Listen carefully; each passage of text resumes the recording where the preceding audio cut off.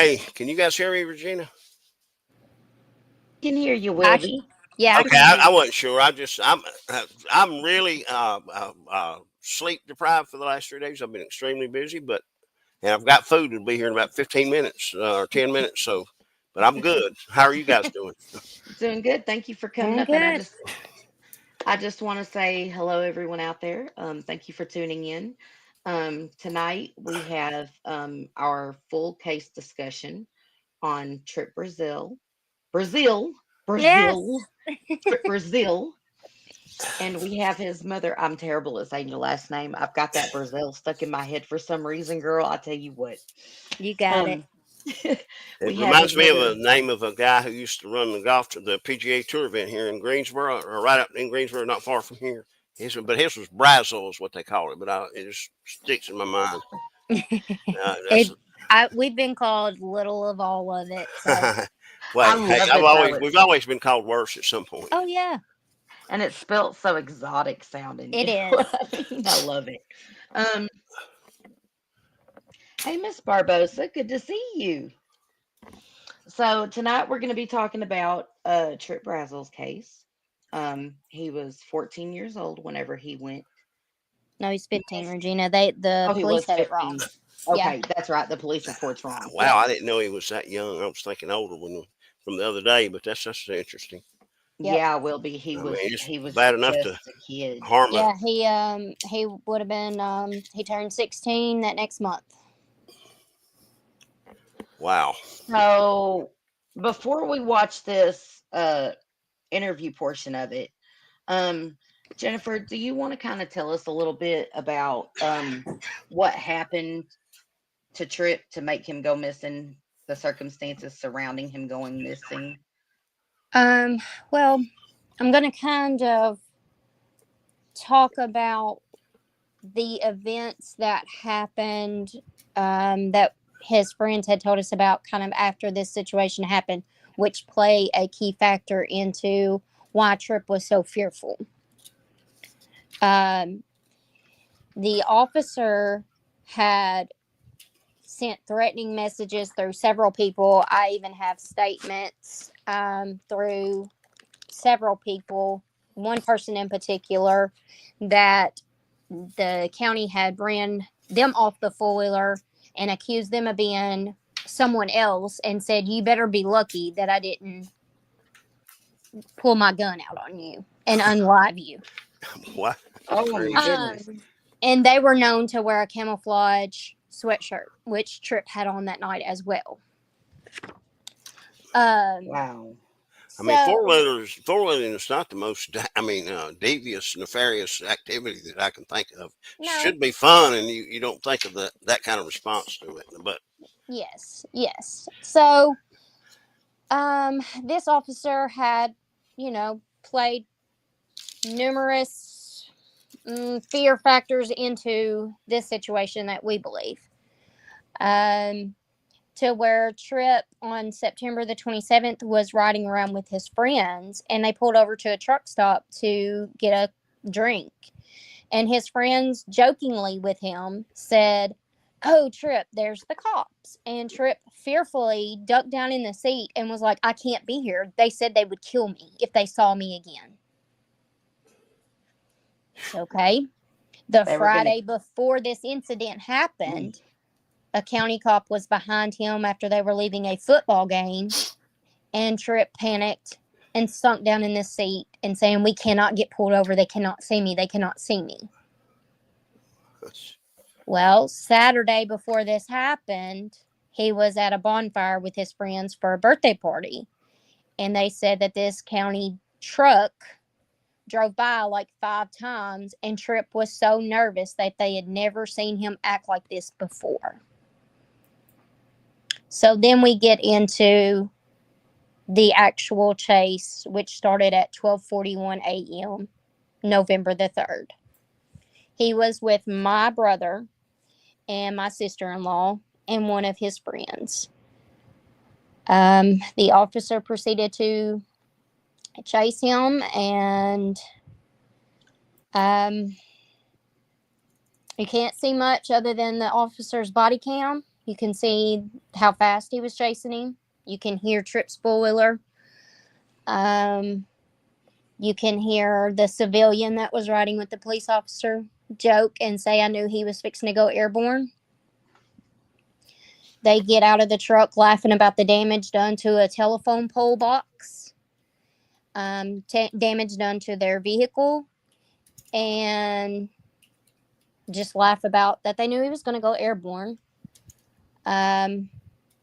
They get out and they say, the officer proceeds to say, I've got the four-wheeler. That's all that matters.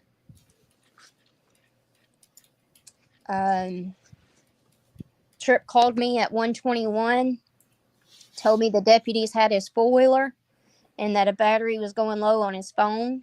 I told him I had his location and I was on my way. And he said, I love you. His father instructed him to go wait by the road with a deputy that we believed was present. And Tripp replied, I'm working on it, Dad. He also called his uncle and told him that he was riding with. He said, I'm turning myself into the road. Mom and Dad are on their way. Well, as we got there at 1:41, there was no police in sight, no Tripp. Me and my husband searched till about 3:05 a.m. in the morning alone. Wow. Until the cops proceeded to come back to help us then. Jennifer, which one of those, which Facebook page is it on? The videos with the police chase? It should be on mine and Gill's. Okay, I'm looking at it. Was it just under a post or? Yes, it was under a post. Trying to remember what month. It would have been before that I got the threatening letter from his attorney. Right.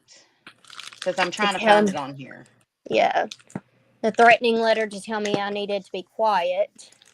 We have the actual footage of the chase, you guys. We're fixing to review it. These are some brave or just, I don't know, in your face Evil. people. I just don't get it. Oh, and here's the whole thing. They said that the reason they chased him in the reports was because the four-wheeler was stolen. Yeah, and I mean, they know his background. They know his mother and father bought him that four-wheeler, I'm sure. I don't even have to ask that question. Absolutely, they did. I mean, you know. Yes. Absolutely, they did. Tripp bought that four-wheeler with his own money in good faith. Yeah. The four-wheeler is registered. To know a four-wheeler is stolen, you have to run the VIN number right then. I mean, don't run a tag number. Yeah. Bing bong. Yeah. And it's such a common four-wheeler that he was on. Oh, yes. I mean. It was a Can-Am. I mean, that's what all the kids have now is Can-Ams. Yep. Yeah. Regina, they sent me that letter on May the 4th. Okay. So I'm going to have to go back in May. Yeah. Let me go back. But right before May. Okay. And the sad part, Regina, is that we have Tripp's friends, they still stop by the house and check on me and Gill. And they've even told us that some of the county deputies have still stopped them and not gotten onto them for riding four-wheelers, but told them to be careful. So why was my son targeted? What? I mean, I think, hold on a second, Wilby. No, I got because I want to say something real quick. Because Jennifer, in all honesty, I think that night, whenever Tripp was just being a teenage boy and turned that four-wheeler around and went right past the cop, that cop seen it as Tripp challenging him. Yeah. And I think it hurt his ego. That is exactly I do too. He had a civilian but the cops with got to him. be more mature than that. You're talking about a 15-year-old versus, I mean, you would think. This police officer has been to at least 9 different departments that I know for a fact. And possibly so he's been passed off from one to another. Possibly 15, Willie. Wow. Possibly. I got to mute here in a second, guys. They're getting ready to pull up for my deliveries, but this is just crazy. Also, y'all's town, I'm not guessing it's just gigantic town with some gigantic budget, but they've got officers running around in the woods on four-wheelers chasing kids. Correct? Yes. He just it's not in their protocol to normally chase four-wheelers. because it's it's not safe. It just seems odd to me because I mean, with the limited resources, which a lot of places have, I mean, to have an officer dedicated to being out there running through the woods is they'd really have to be some crazy activity going on for them to be out there looking at these kids running four wheelers. I would think, but I don't know. I'm missing something. But I got to mute Well, and go to the door. I'll be right back. Y'all keep okay. going. Not Yeah, I'm only almost there, I think. I'm on May one, the 24th. not only the officer getting out and touching the four wheeler without gloves, and then turning his body cam off for 54 minutes. Mm-hmm. And then it comes back on and he mysteriously has gloves on to touch the four wheeler again Yeah, after we're him and the fixing to watch civilian all of has that. already touched it. Yep, and And we're that's in fixing to that see. body cam. I just got to find it. I'm on May the 12th. We're almost there. I think I bookmarked it, but I'm so goofy I didn't even bother looking to see if I bookmarked it.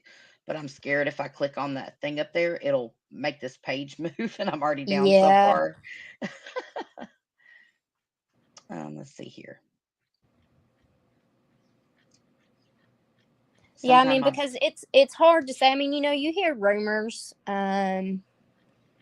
We've heard so many rumors that this officer had spoken frequently about hunting Tripp to get him on that four wheeler. I mean, this police officer has went so far as to send you a cease and desist letter for talking about your son's case and your suspicions. Yes. Hmm.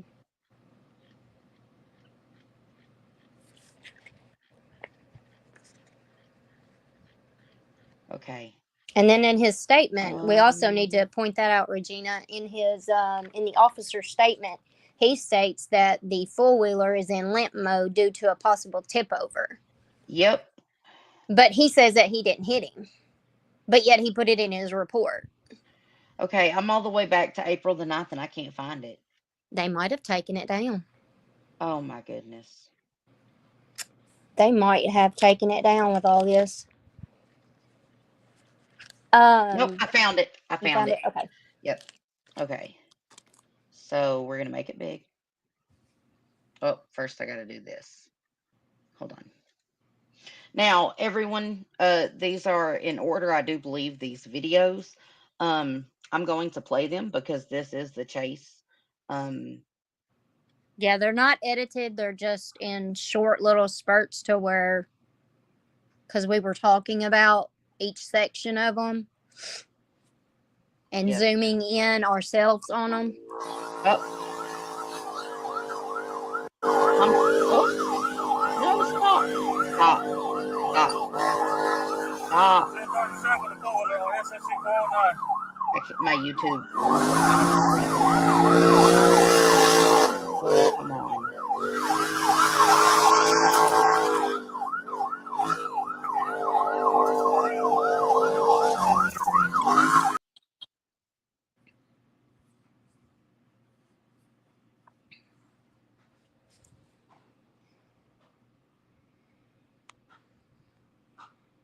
I'm so sorry. I had a technical difficulty. Everything just froze up on me. StreamYard is running terrible. Hold on just 1 second. We're going to try that again. Let me pull it up. I just bookmarked it. So, And as I sent you pictures today, Regina, you can see he was just a country kid. I just bookmarked that. There we go.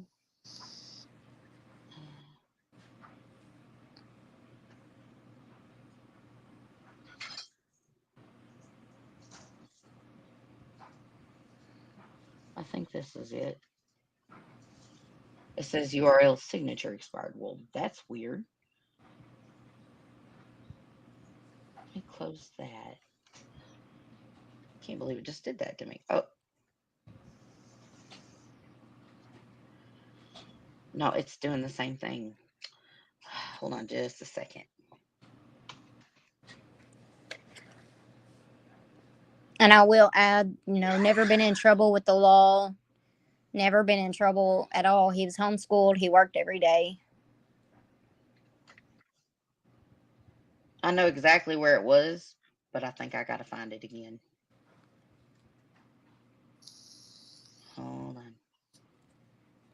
I mean, I got to go down and get to it again, not find it again. I'm so sorry. Go ahead, Jennifer. I apologize. Oh, you're fine. I can't believe it's doing that to me.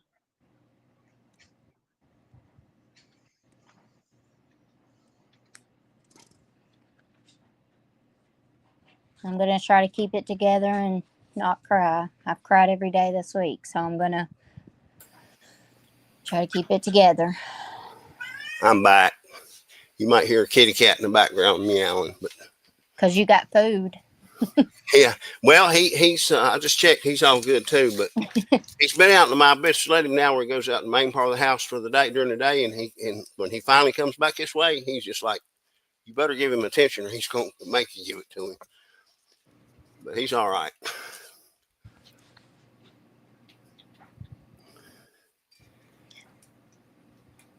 Wilby, that's what I was letting everyone know, that Tripp had never been in trouble with the law, or I maybe have grounded him for 2 days, maybe, for not doing a chore. Kind of look He at that was picture and just tell he's homeschooled. just a country boy. He was homeschooled, worked every day. Definitely a country boy. If he saw a possum on the side of the road, he was going to grab it and bring it home for Mama to take care of. Yeah. Yeah, that's why it's just hard to understand any of this, to be quite honest. I will say this, I even have a written letter from his doctor that states no depression ever in this child. That if they went that direction and tried to insinuate that he hurt himself, that's just the kid that age. You just look at his picture, and I can just go by his picture alone and tell you this is not that kid ever. Yeah. He hit the floor running every morning. I guarantee you, living life. And, yes, he was my free spirited kid. Oof. Yeah. He was going to be fishing, hunting, or doing something. And that was him. Wide outside. open. No video games. He was outside. Yeah, and just like I say, for them to go there, it's just crazy. It's beyond me. I don't know how they could even possibly think anybody would bite that apple and believe anything at all. That's crazy. Well, when we get further in, as far as our clothes and belongings were so scattered, and to go possibly a little over 4 miles barefooted in the rough terrain of a Crow Creek and Crowley's Ridge with no scratch or bruise on the bottom of our feet. Hey, Eddie, I found it again, you guys. Okay, so you got it. So this time I'm just going to let it play so it doesn't freeze up again. Okay. Okay. Are y'all ready? Yeah. I'm ready. Okay. Here we go.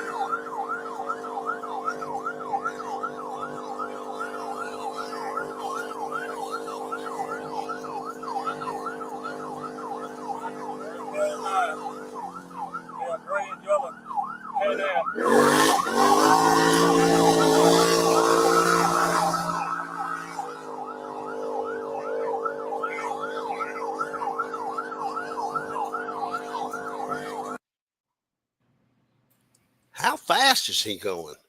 In his report, the officer says he was going 79 miles an hour, and I have tried to go that fast on that road, and I can only barely get up to 50. I mean, it looked like almost like a video game. I mean, the trees coming at him. Oh, because you can't get two vehicles down that road. That's what I'm saying. It just doesn't look like a place you would drive that fast to begin with. And over what this was, I don't know. And so we're doing this at night and taking a chance on deer coming out or another car coming out.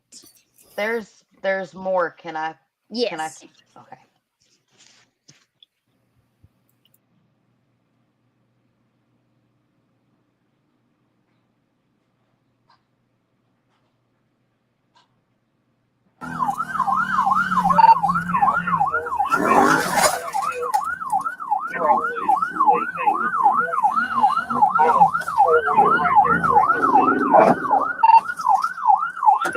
Get on the ground!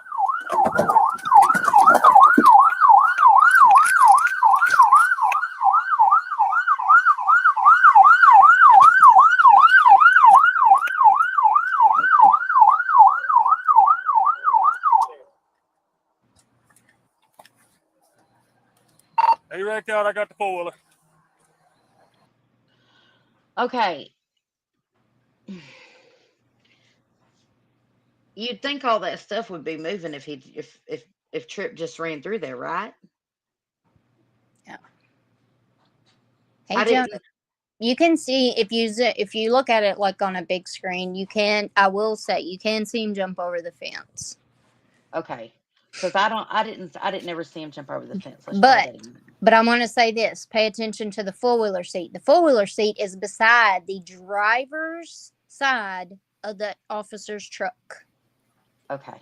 Okay, I got you.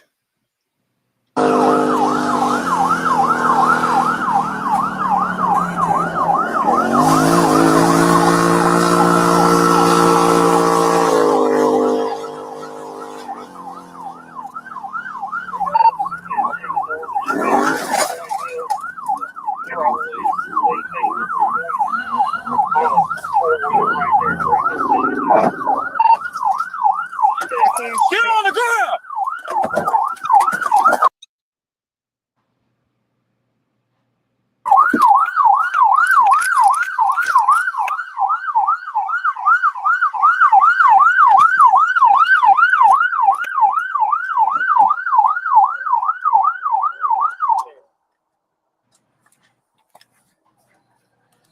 Hey, wrecked out. I got the four-wheeler.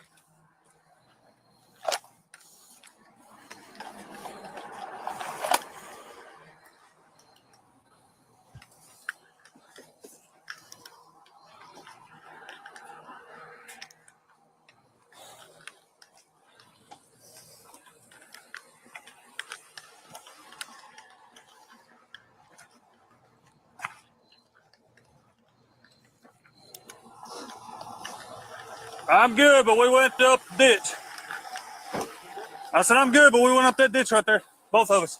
Me and him both.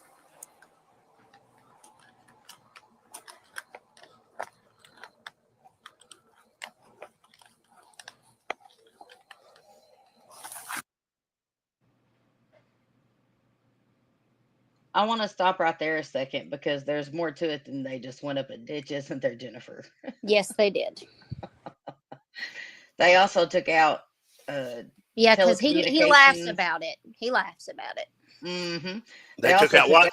They took out a telecommunications pole. They actually had a collision, an impact. And Arkansas state law says that any time a vehicle makes impact with public property or any kind of property, that they are supposed to call a crash unit out there for investigation. That's the law. Yep. So I just don't understand the response intensity. And you think he was chasing a mass murderer or something?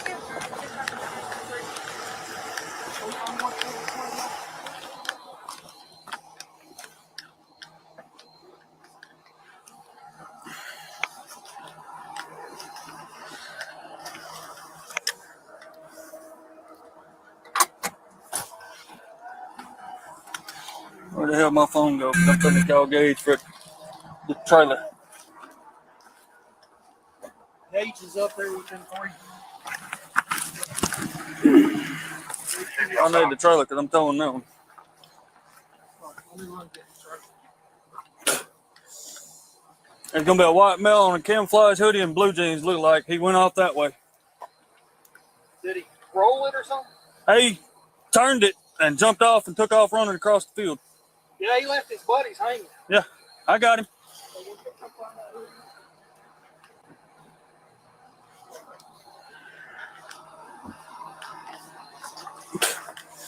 Step rail bent. Boy, you top off. You good? I'm good, though. I'm kind of highly thinking about doing this shit now. I knew we was going to go airborne, though. I just said it.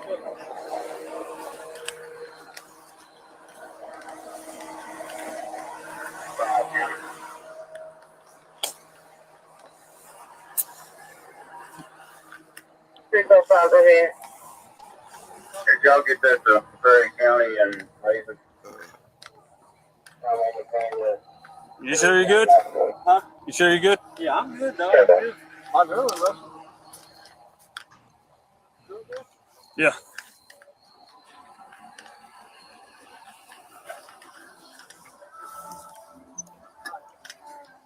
County on 10-4. I'm waiting on 608 to bring the trailer. I got the 4-wheeler. Subject took off on foot, wearing a camouflage hoodie and blue jeans. Okay, so here's where I have a problem. They don't know anything about this 4-wheeler. And they're chasing Tripp simply because he ran from the police. That's in the police report. Yes. So why aren't they still chasing him? I don't understand. Yeah. Exactly. I mean, he had not committed a crime until he basically started running from them chasing him for a crime he hadn't. I don't know. It's like the chicken and the egg. Well, I have a problem with it, with a civilian laughing about the situation and saying, "Oh, I'm highly thinking about doing this kind of job now," and saying, "I knew he was fixing to go airborne." How is someone fixing to go airborne if you don't deliberately make them go airborne? Mm-hmm. Yeah. Like a That's good a very little good question. bump right there at the end to knock him plumb off the. Right. Yes, and then further in this video, you can hear the officer laugh about the property, the damage done to the property. Yep. All right. Back to it.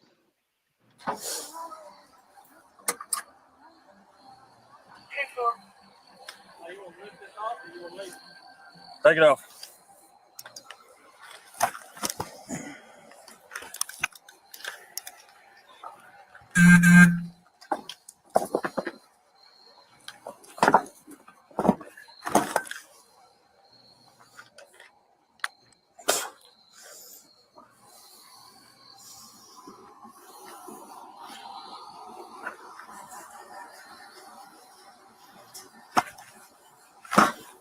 He hit it so hard the seat will not latch anymore. 17 to 5, you got one more speed than I do. I was on the wrong side of the road and had to cross over. It's that way sometimes. Yeah, seriously.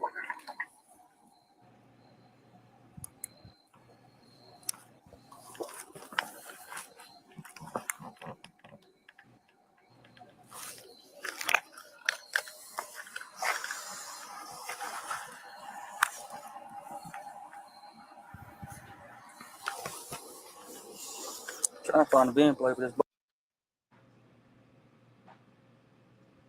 So he intentionally ran Tripp over just because Tripp was running on a 4-wheeler?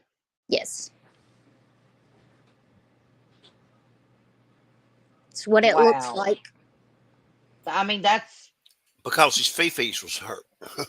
Because that's what it Yeah. looks like, because you had a civilian riding with you. You had your buddy with you. yeah. Play the That's big what guy. I'm sitting here Ain't nobody thinking. gonna show me up. Yep. Mm-mm-mm. And he's playing chicken with a Russian roulette with a child. You know, a Yes. kid, 15-year-old Yep. kid. Yep. Ridiculous. He's not a bank robber. He's not unalive nobody or nothing.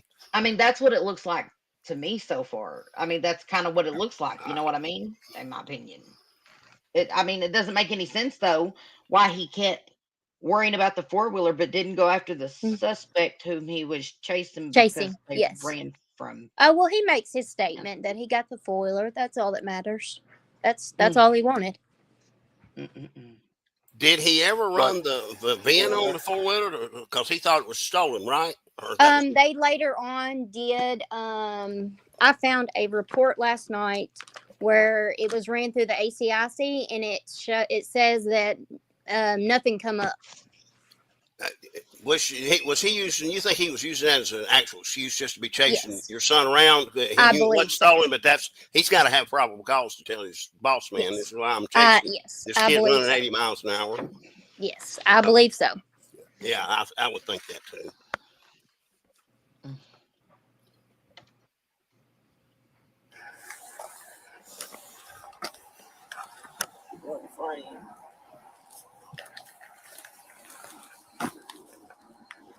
Sorry about that, bub. Man, you good, dog. I promise you ain't bothering me.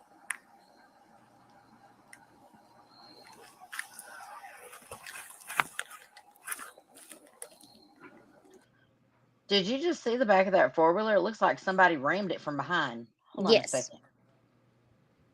And I have the foiler at the shop, and we've not touched it. There's sway bars that are bent. Yeah, that's what I think I just saw. Look at the sway Now- bars in the back of it. Watch. Yeah, obviously, y'all have looked at it and y'all have made y'all say, have you ever had anybody? I don't know that you need at this point, an expert or Yes. someone to say, hey, this the is what Can-Am, caused. Yeah, the Can-Am dealership Yeah. here. He done about $5,000 worth of damage done to it. And they say it's from impact. Yes. Whoo. Mm-mm-mm. Well, okay. So what if the cops say Tripp was the one that hit the pole?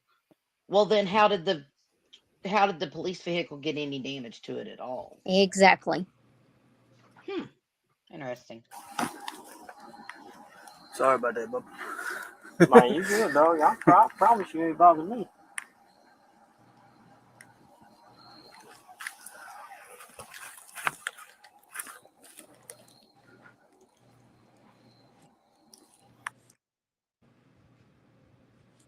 Do y'all see it right there? The bent sway bar right there? Yes. Right there. Cramps, you Yep. can see where it says it's been in. Yep, it's bent in. Absolutely, from being hit from behind. Huh. Oh. Oh my goodness. Okay, sorry.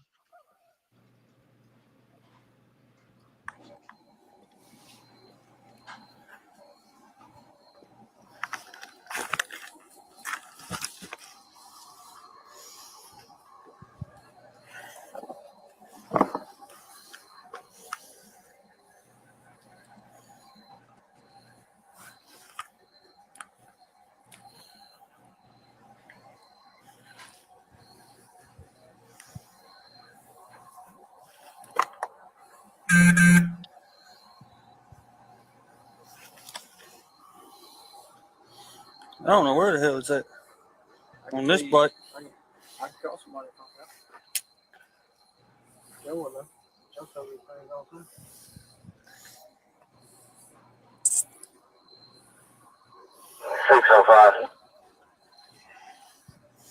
Well, I got the performance key. Which I never got. I never got the performance key back. I had to have it rekeyed because they lost it. I bet they did. Huh. It's amazing how stuff goes missing in Arkansas, especially whenever cops handle it. And the VIN number, if you put the performance key in and turn it on, the VIN number is in the screen. Yep.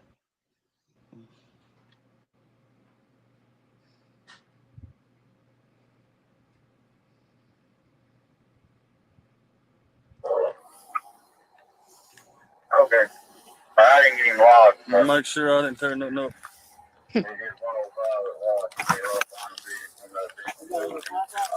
Yeah, it's in the truck. It's in the truck. On that holder by the radio mic.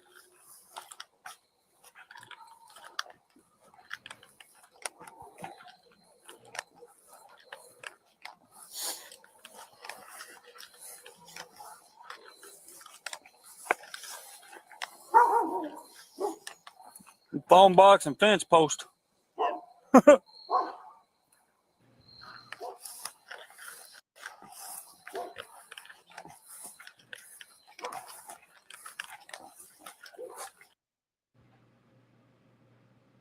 Okay, I gotta say something. Yep. My sister has wrecked a four-wheeler. She had to have reconstructive surgery on her face from wrecking a four-wheeler. My sister hit a skinny, puny tree in a four-wheeler. And that tree did more damage. I'm talking about like a 6-inch sapling, okay? 6 inches wide, right? That tree did more damage to my sister than my sister did to that tree. That tree is still there. Yeah. And it's much bigger now, but she barely even scraped the bark. So this telephone box and this cable box, there's no way. And There's, there was T-phone posts or T-posts that were knocked down. I have pictures of them as well. And again, yeah, this no, is at what time is this? Did that it's 11. 11:03? I think it went right in there at one time. I think It I saw. happened on 11:03. This Yeah, is it right happened at around. 11:03. Okay. Yeah. So, and Tripp had just left friends where they had been having a few drinks and hanging out right there with family, right? Yeah. Yeah, he was with my brother and my sister-in-law. Right. So he was But not by himself. He was adult supervision. I mean, I understand it was late at night, but it's not an uncommon thing for even adults to do around here. right. Well, the thing is also because they tried adding into the autopsy one of the reasons that they determined it was suicide because he had alcohol in his blood. But Yes. if you look at his alcohol blood content, it was so low, like literally Less the than a lowest. sip of beer. So basically, he probably had Yeah. 8 beer. Not even No, that. not You even know what I that. mean? He's 15. No, Wilby, you don't understand. He didn't Not even even drink that. a whole beer. That's He what I'm did not saying. even drink a whole Not beer. even a whole beer, just like a sip Like of he beer that he didn't. literally might have had like a quarter of a beer. Yes. Like that's what his blood alcohol content shows. Look, if they would have done a breathalyzer on him, they It could wouldn't have not showed. have charged him Yeah, with here's drinking and another thing. driving. It's almost like that. If that coroner wrote all that on there, that he's tying into that high alcohol of a sip of a beer into the unaliving himself. It's obvious he's slanted. Somebody said they've got work together to get this report slanted in that Yes. manner. Yeah. And then no normal coroner, I would think, would ever connect those two things. I would believe. I don't see how you could possibly. Well, and then it's very sickening as a parent to hear an officer laugh like he just did about the situation. It's Yeah. sickening. Yeah, you should, first of all, you got property damages, but you should be concerned with the young man that just jumped over a fence, went running through the woods. As He you just say that he never went. collided with. Find that kid and let's make sure he's okay, and we'll deal with whatever we Yeah, have exactly. to deal with. And he You'd never think does so. it. You think so? All right, let's continue.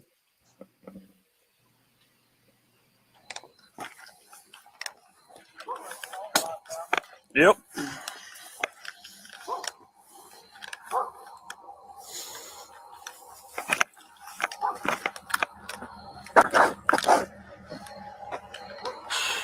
Just step rails that I can tell besides that little plastic part that come off the bottom of my truck.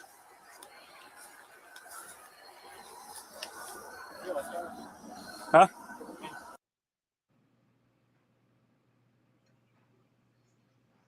Okay. That was all of that one. So we're gonna go to the next one. Huh? Yeah, I'm on camera. Hey, Regina, pause that for a second.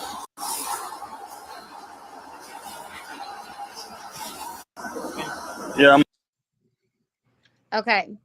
My question, too, is why did the civilian ask, are you on camera? Pay attention to his body language and his face because he whispers something and I cannot determine what he is whispering. To me, it looks like you effed him up. Okay. We'll pay attention. Come on, camera.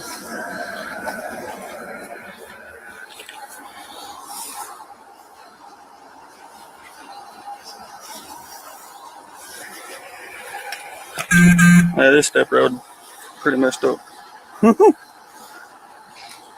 Got the bike. That's all that matters. Got the bike, all that matters. That's right. That's all he cared It's like about. he was out hunting for his own private four-wheeler. That's what we were told. That's what we have been mean, told, Wilby. It's like everybody's got a Can-Am. I'm gonna go out and get me one way or the other. Because I have a statement from a jailer that is exactly what he said, that four-wheeler was going home with him. Because he's concerned about that damage, not because of what happened. But I mean, I'm listening to this. I'm thinking, is this guy really think he's just going to load up his four-wheeler and take it home and write a few reports and let it slide out the back door of the apartment into his driveway and garage?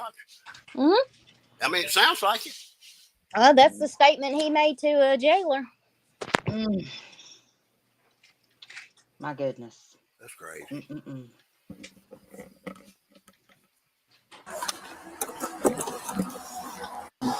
Pretty messed up. Got the bike. That's all that matters.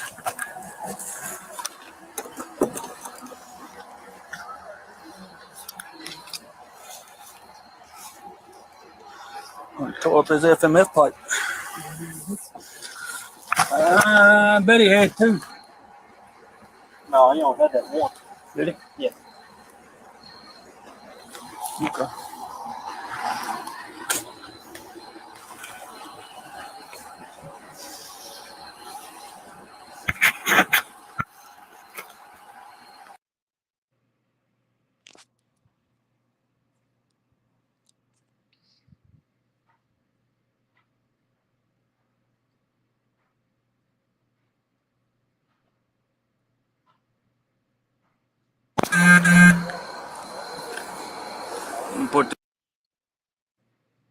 Now that's after the body cam comes back on after being off for 54 minutes. What reason? I mean, they just turn the body cam off for 54 minutes and then they turn it back on. That's odd. Yep. And he has gloves on now.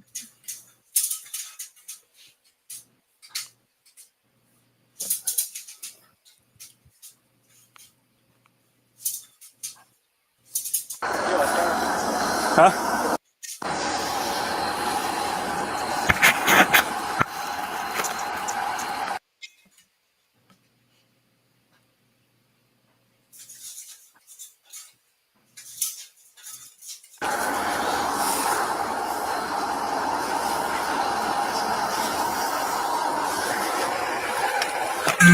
Yeah, this step road pretty messed up. Got the bike. That's all that matters.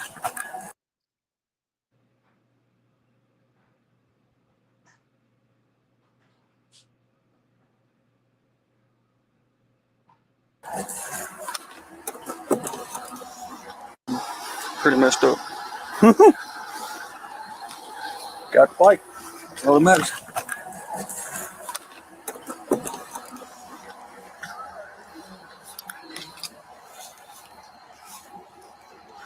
I tore up his FMF pipe.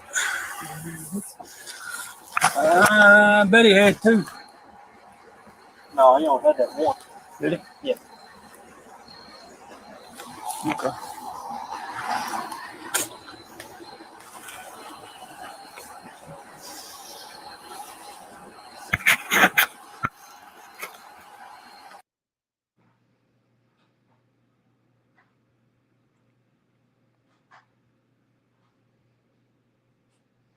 Okay, did y'all see that? He had no gloves on his hands, right? And y'all saw the time on the body cam. Look at the time. Huh? Okay, look at the time on this one.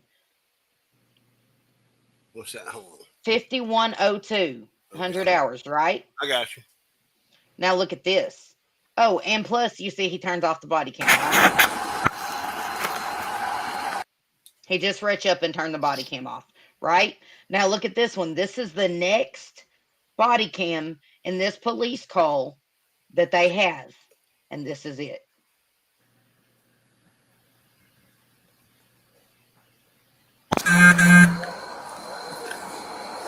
Put this in the back of the truck so I don't lose it. Why is he wearing gloves? He didn't care to be handling gloves, handling anything else. I mean, because he had already picked up the seat. Yeah.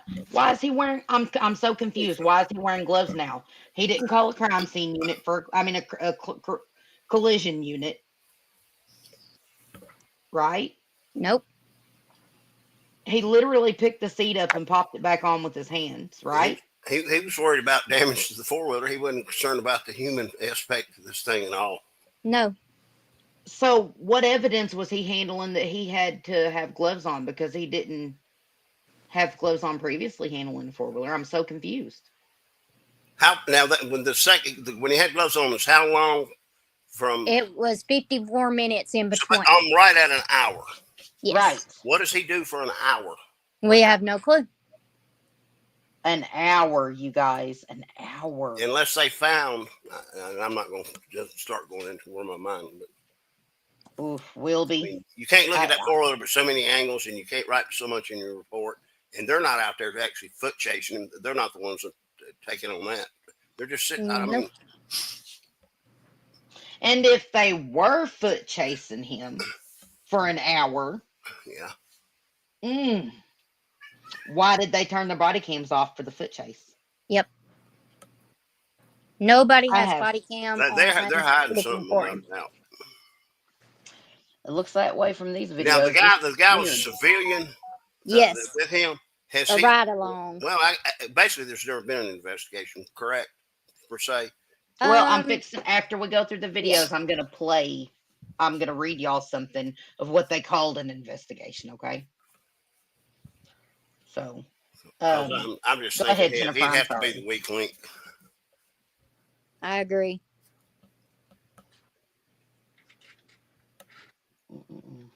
Okay.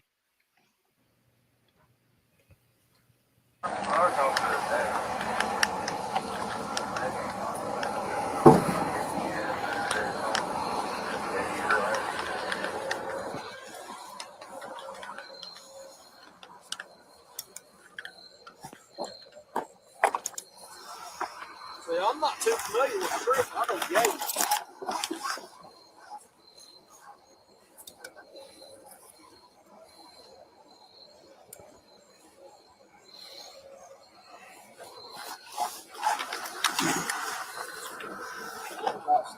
Broke the fucking battery bolt. How did you do that if there wasn't a collision? Yes. Yeah.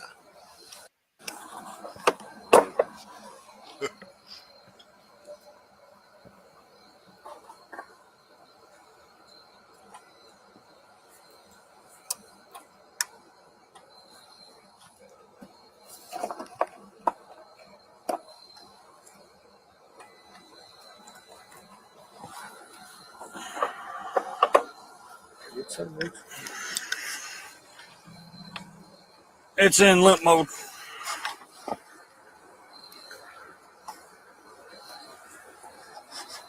All right, help me push this thing. It's in limp mode.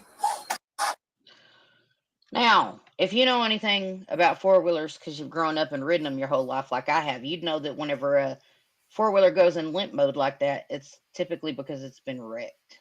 It's not running. Right. It's not running, but whenever you flip a four-wheeler or whenever you roll a four-wheeler, it automatically has this thing. A safety mechanism. Yeah. A safety mechanism that keeps it from, it basically shuts it off. Yes. Sensor. Yes. Yep. A safety sensor. Yep. Okay.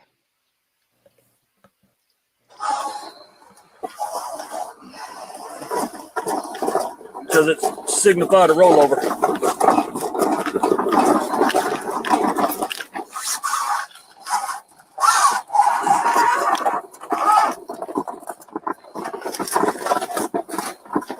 Is this what Tripp drives? I hadn't seen him on one. I've seen him on a Honda.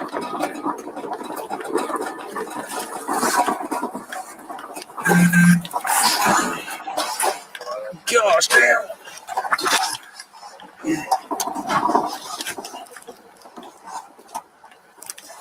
Ready?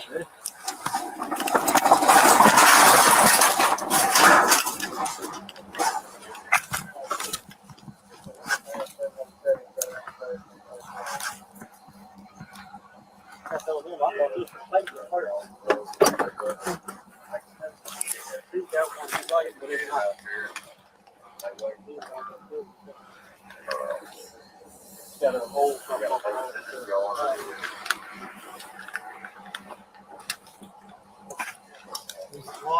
Yep. I think I got a strap though.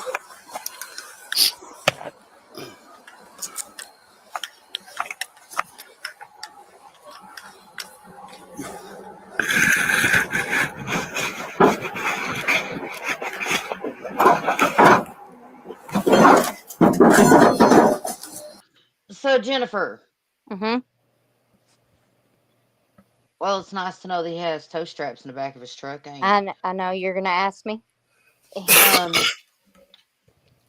so I have a question, Sure.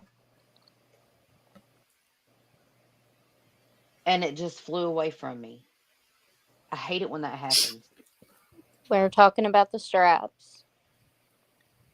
He has straps in the back of his truck, Correct. toe straps. Correct. Okay, but also I'm going to come back to that but I have another question. Sure. Where is the footage from the county sheriff's truck that they're riding in? Because whenever you turn those sirens on, it automatically starts recording. I know They this to told be a me. fact. They told me they don't have them. What? Yep. They told me they do not have them in all their vehicles. That's a lie. Yep. Every single one of them county units with those lights have cameras in them. If they can activate lights and sirens, it's mandated they have to have. What the crap is going on? Did they really tell you they didn't have footage from the vehicles? Yes, they did. They got a convenient on and off backdoor mechanism that they've all a lot of the police force they hang together, and if they have to turn the camera off to slant something in some direction or kind of hide something, I mean, it's just It's sad. standard operating procedure in a lot of places. Yep, it's sad. Mm-mm. They You say, see well, it it more. just didn't work that day. We've been having problems. They just make anything up, and nobody ever questions. But you know what else? They're also all supposed to carry toe straps and rope in the back of their vehicles. Y'all want to know something? That's a toe strap, right? Yeah. I wonder how many toe straps they had. Jennifer, what was? It was a toe strap. Mhm. It was a toe strap.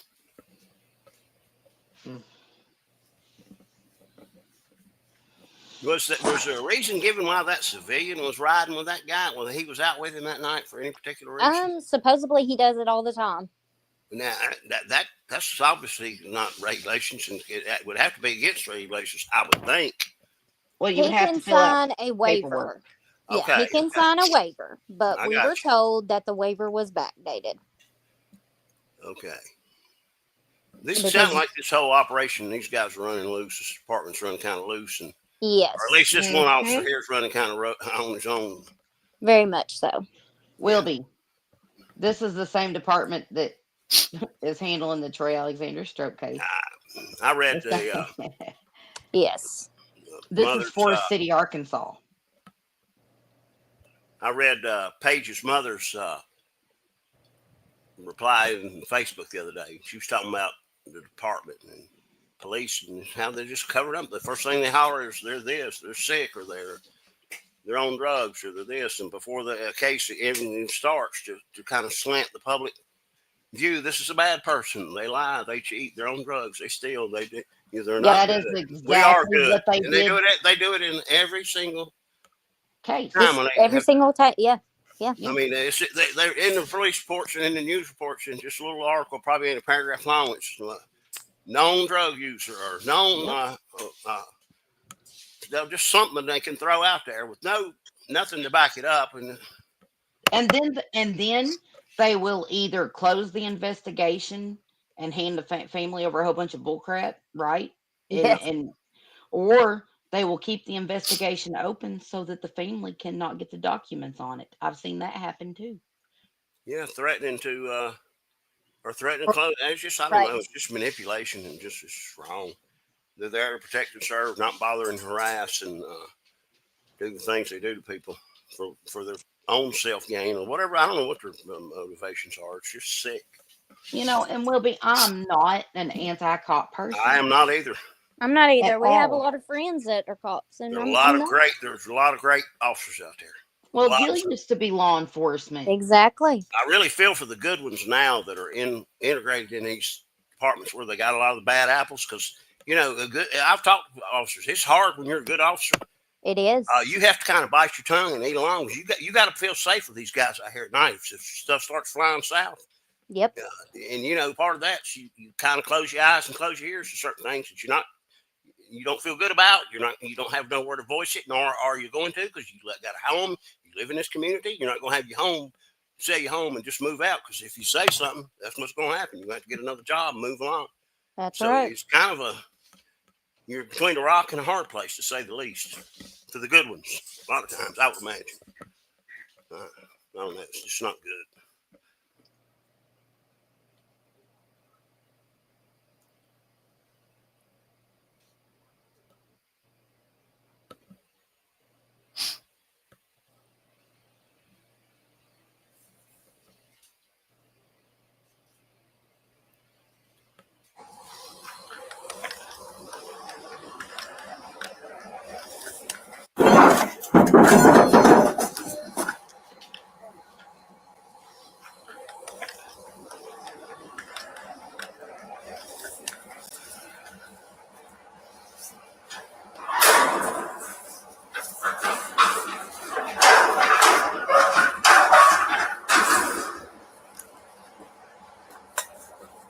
Yeah, so I was just going to talk to them and ask them where they were going and while they were running through the.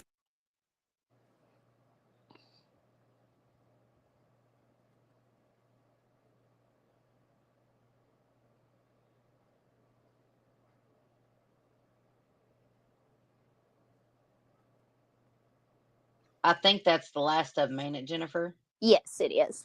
Okay. Other than where he questions the jailer, which is Tripp's friend, and says that we know he's ran out of his boots. We did not even know that until daylight, until my oldest son found where he initially jumped over that fence. My oldest son found one boot and his hat at daylight. Okay. So that's kind of what leads us to this next news article really quick, but we're getting to it, you guys. This is a process and there's a lot of information to cover. But that's crazy, Jennifer, that they say he ran out of his boots because he didn't have not a scratch one on the bottom of his feet. Not one. And he's familiar with that territory. He's not going. The boots are a must-have. You do not. Yes. You do not move fast and swiftly through those woods and away from people if that's what he's doing without boots. You start tiptoeing because you got briars and sticks and rocks. Oh, Unless your feet are made of rough. steel, it hurts. You can't use a holler. You make noises. Well, here's my problem. Here's my problem with it, though, Wilby. Jennifer, tell him how far from the four-wheeler site he ran through those woods before he allegedly did that. Supposedly roughly 4 miles. With no boots in the woods and not a scratch or a bruise on the bottom of your feet, Wilby. I don't even see how the DA could read all these reports and just not take these guys aside. And y'all need to tell me the real story, because this is just silly. I agree. It's not even a good made up story to me. It's not. It's rather just like not taking the time to even try to come up with a really good lie when you really need to. When something happened like that, we think I don't know. It's just crazy. And we're not accusing anybody of anything. We No. just have questions. Yeah. I just have questions because it doesn't make sense. You know, It doesn't. It doesn't. And what happened in this hour time? Yeah. Something happened that they felt the need. Hey, just totally by accident, something happened. Let's say, all of a sudden now they're have they done something? Did they have to run a whole gamut to cover all that? Something that just happened. I don't know. It makes you think that. I don't know. I hate to get out ahead of myself in my mind, but I just can't help but think like that. Well, I mean, in his autopsy, I mean, his body obtained abrasions and contusions all over except for the palm of his hands and the bottom of his feet. So if they say, oh, well, he fell in the woods, well, what happens when you fall? What is your You natural reach out to reaction? grab something before you hit the ground. Exactly. So you would have something on the palm of your hands as well as the bottom of your feet if you're barefooted. And those are the most sensitive parts of your body. Yeah.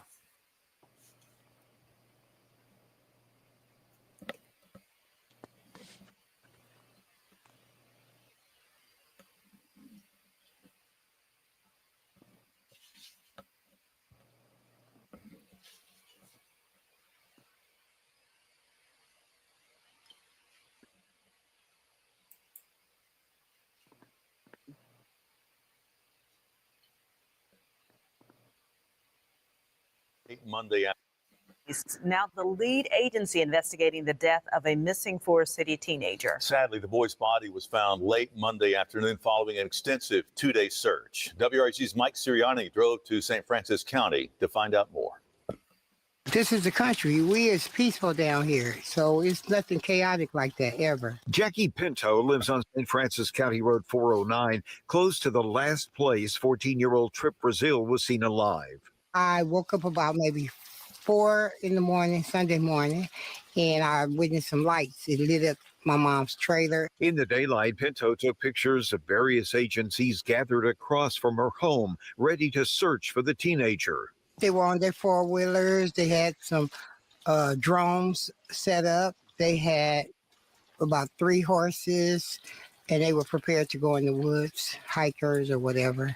The parents of the 14-year-old told WREG their son was being chased by St. Francis County deputies while he was riding his ATV here on County Road 409. Now, I tried to get that verified with St. Francis County Tuesday, but no one was available to answer that question. And Arkansas State Police, the agency now in charge of this investigation, would not comment. According to Tripp Brazeale's parents, the teen's ATV stopped running. He called his mother to come get him. When she arrived, she was told by deputies he climbed over a fence and ran into the woods. And I spoke with his mom, and she was kind of worried, and she said that she was looking for her son also, that they lost contact of him in this area. So that's why they stopped here and started searching. His body was found late Monday afternoon. For your news leader in St. Francis County, Mike Sirianni, WREG News Channel 3. According to the St. Francis County Sheriff's Office, the 14-year-old sadly had taken his own life. The state medical examiner will determine the exact cause of death. In the meantime, a GoFundMe account has been set up for Tripp Brazeale's family. You can go to this story on our website for a link. I'm attorney.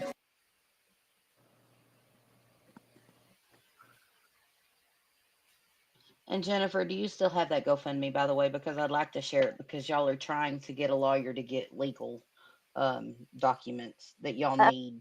Yes, that account is still open at the bank. Okay. Do you have a link that you can send to me in like voice or something, and I'll share it on my channel and put it in the description so people can help y'all out with everything?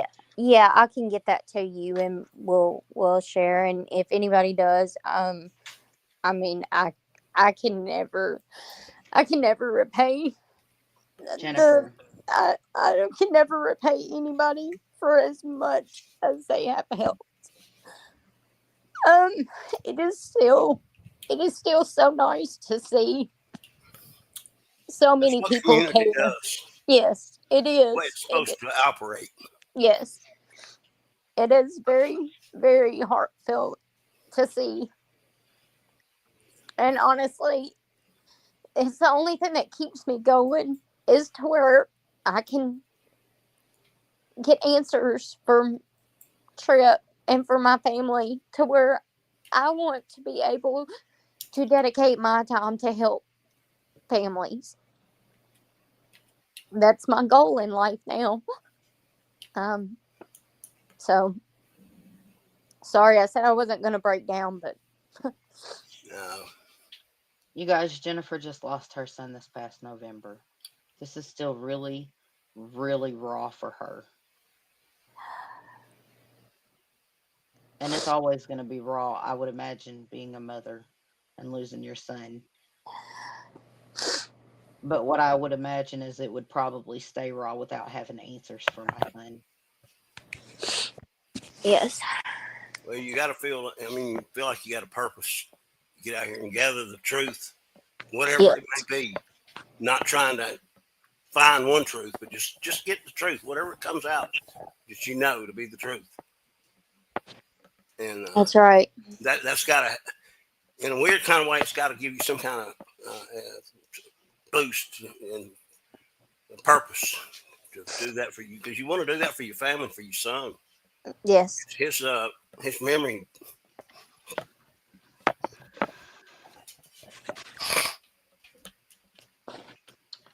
All right, you guys. This It is going to deserves be that. even harder. I don't know if I can. Jennifer, we might have to do this in 2 parts because I don't even know if I can pull his autopsy up now and discuss it. So I feel I'm your o- pain. I'm okay. I'm okay. I just get emotional because I Yeah, feel I'm her sorry. pain. It's anger No, I too. It's understand. really anger. Pisses me off. It makes me mad. It makes me mad that as a mother, she can't even get answers to questions. Because whenever she tries getting information, she gets told the vehicles that are supposed to be mandated to have those cameras, by the way, don't have cameras.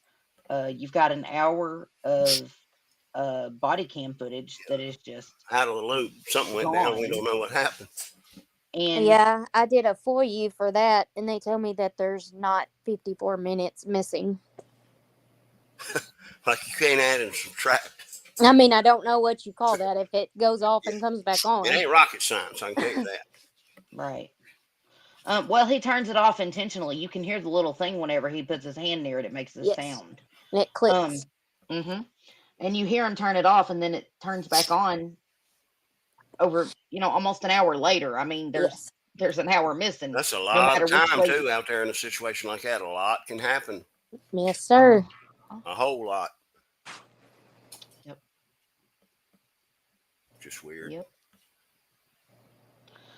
So, are you okay, Jennifer? Yeah, I'm okay. I'm You okay. sure, girl? I'm sure. Okay. So there's more to it than just that, though. Those aren't the only questions. I'm not going to pull it up because it has your personal information on it, Jennifer. But you got a letter Yes. from the doctor Yes. that says basically he's known Tripp his whole life. Not only was he not suicidal, but Tripp is basically the last person he would ever assume would do that. Yep. Yeah. And that it wasn't his place to speak on it because he didn't have that degree, but the doctor basically said Tripp's autopsy was bullcrap. Yep. Agreed. Yeah. He agreed that it did not add up. His injuries didn't equate to what killed him. That's right.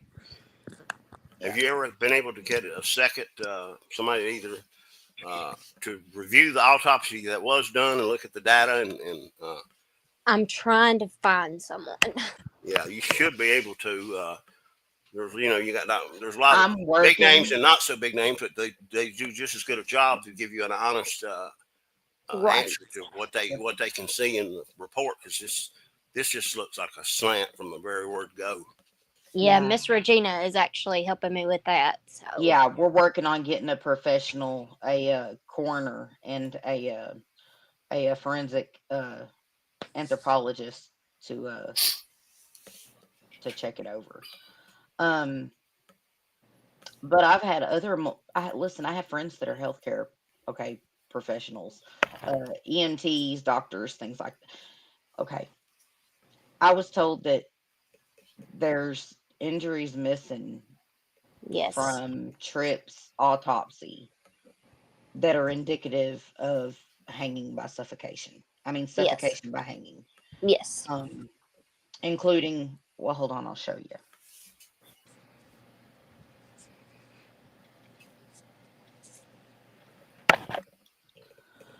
So here's what we're going to go over.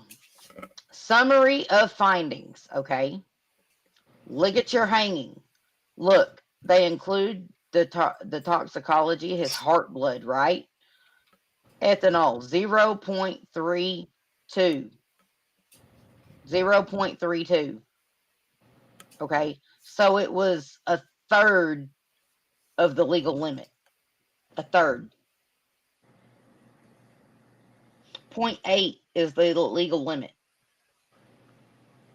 Same in North Carolina. So, dude, Tripp wasn't even feeling flushed, really. You know what I'm saying? He wasn't drunk. And then we've got summary findings, decomposition, early to moderate stages. According to investigative reports provided by the submitting agency, Tripp Brazeale, There you go. a 15-year-old male, was found deceased hanging from a tree limb over a ravine in the woods. Per investigative report, the decedent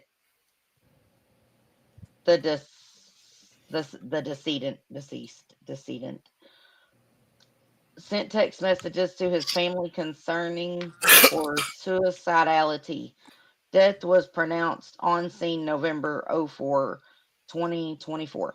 Jennifer, I have a question. That text message that Tripp Yes. allegedly sent, was that during the time that the video is missing?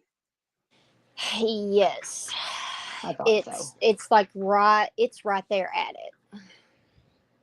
Yep. Did it read? I mean, obviously you've got a lot of text messages from your son. You know kind of how his, son speak. Your son speak. How He never spoke like was there that. anything off about it? Like, wait, he didn't. Yeah, he never spoke like that.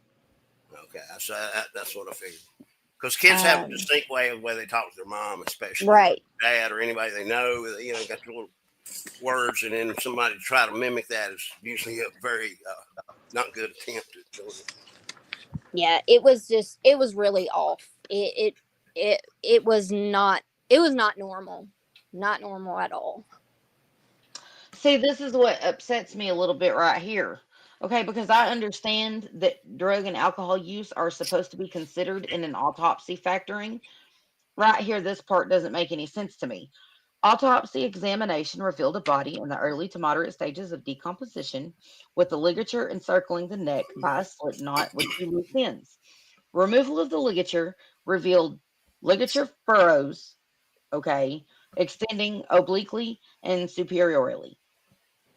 Of significance, okay. Post-mortem toxicology analysis detected ethanol alcohol in peripheral blood samples. Yeah.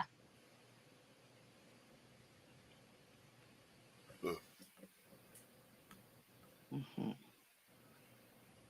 It kind of reminds me of when I read up on Maine, Arkansas, where they had that coroner who did the autopsy of those 2 boys who supposedly tied themselves to the railroad track. Have we? And I can't remember the guy's name. He was a foreigner, but he did some awful, crazy work. You happen to be talking about you're talking about Jay Campbell, and Anthony Shane Scott, the case that I covered that is really a lot like Tripp's. Yes. He's the man that testified against Jay Campbell and put him in prison.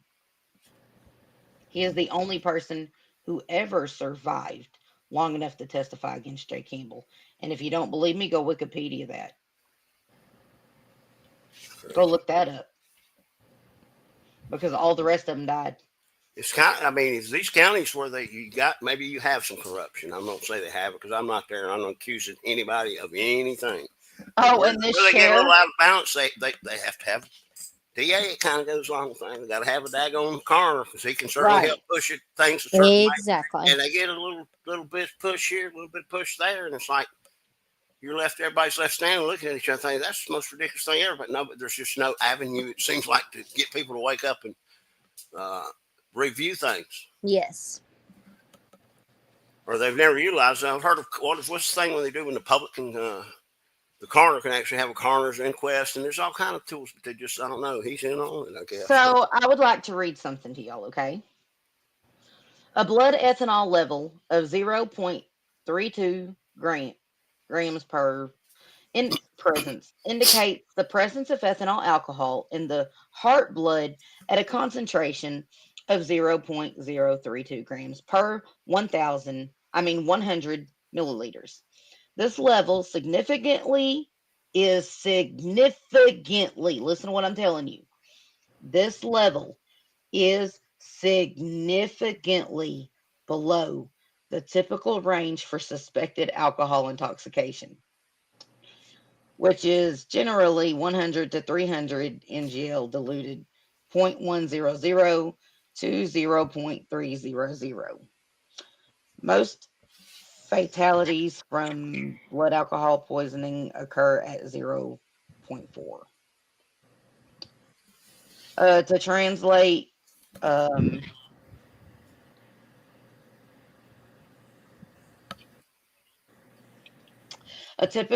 a blood alcohol concentration of 0.032 is well below the levels typically associated with alcohol intoxication and impairment, which is generally considered to be above 0.08 in many jurisdictions. At this low concentration, it is unlikely that an individual would exhibit noticeable signs of intoxication or impairment.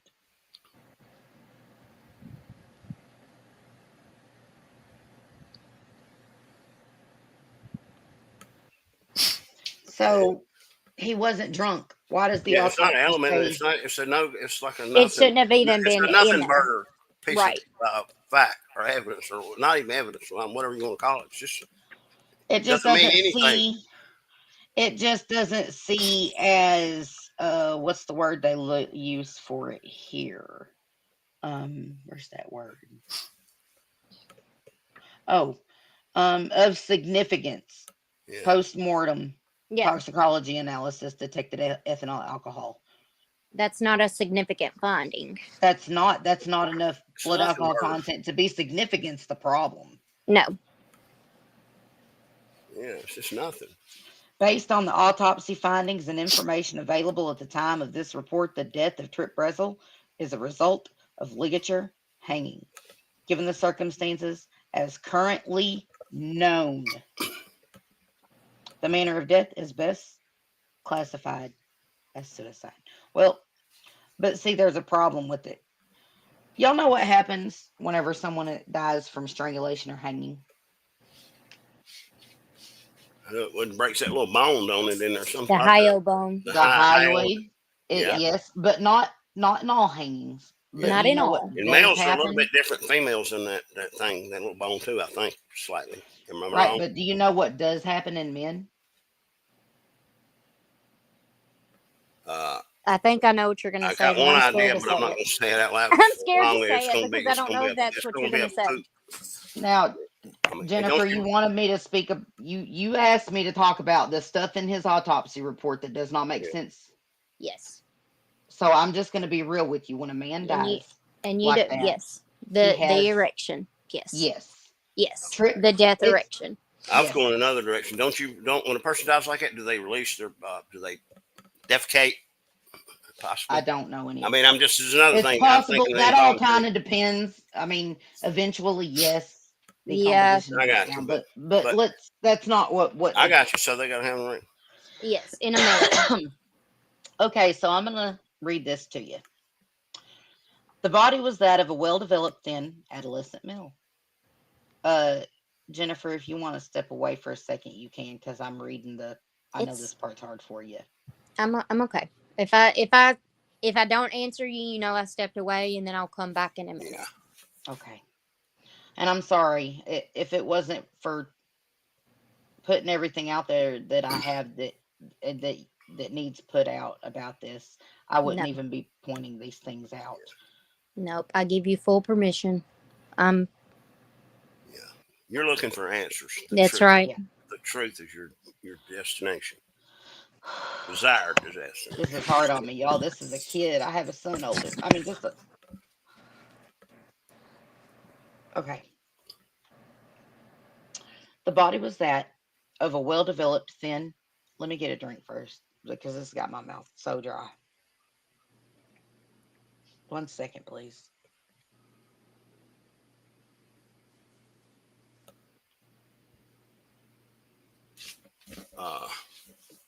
Yeah, I hope that this whole thing does lead you to more information and a better understanding of what happened. The not knowing would drive me nuts. It definitely does. That's for sure. And plus, being given a label that's such a negative Right. thing that you know is utterly ridiculous. That just Hey, seems like a September, gut Virgo, punch. I it mean, is that's a good to punch see after you've you. done been hit once, Mom. Now you get hit again. Have to Yeah, read that. this is hard to go over, you guys. I mean, as a mother, I can't imagine. Like, I'm sitting here, and so much of me wants to just put this information out there as factual and hard, and as much of it as I can. But at the same time, you guys, I mean, Tripp was a real human being, and he had a real mother who loved him very much, that has had to be without her son since November. And only God knows whenever they're going to be reunited, right? That's I right. can't imagine being without my child. I just can't. It's not natural. And not have answers to boot. Parents aren't supposed to put your children in the ground. Nope. It's not natural. Okay. The body was that of a well-developed, thin, adolescent male. His body was received clad in a gray, long-sleeve shirt, tan pants, black boxer briefs, 2 black socks, and a brown belt. Accompanying the body was 1 vape pen. So he did have his socks on still. Which doesn't make sense because if you go through that kind of terrain, If you're barefooted, what's the socks got to do with what's going on? I'm lost. they should have How could your socks snagged. still be even intact if you walk that far with them? Right. They should have snagged on a branch, They should have been thorns, bloody rocks. and tore about half off his foot. Right. And if they were on his foot, they should look red or brown, dried from brown, because he stuck so many briars that he's. Yes. The hands were covered with brown paper bags, secured at the wrist with clear adhesive tape, placed by the investigating agency. The body measured 69 inches in length and weighed 119 pounds.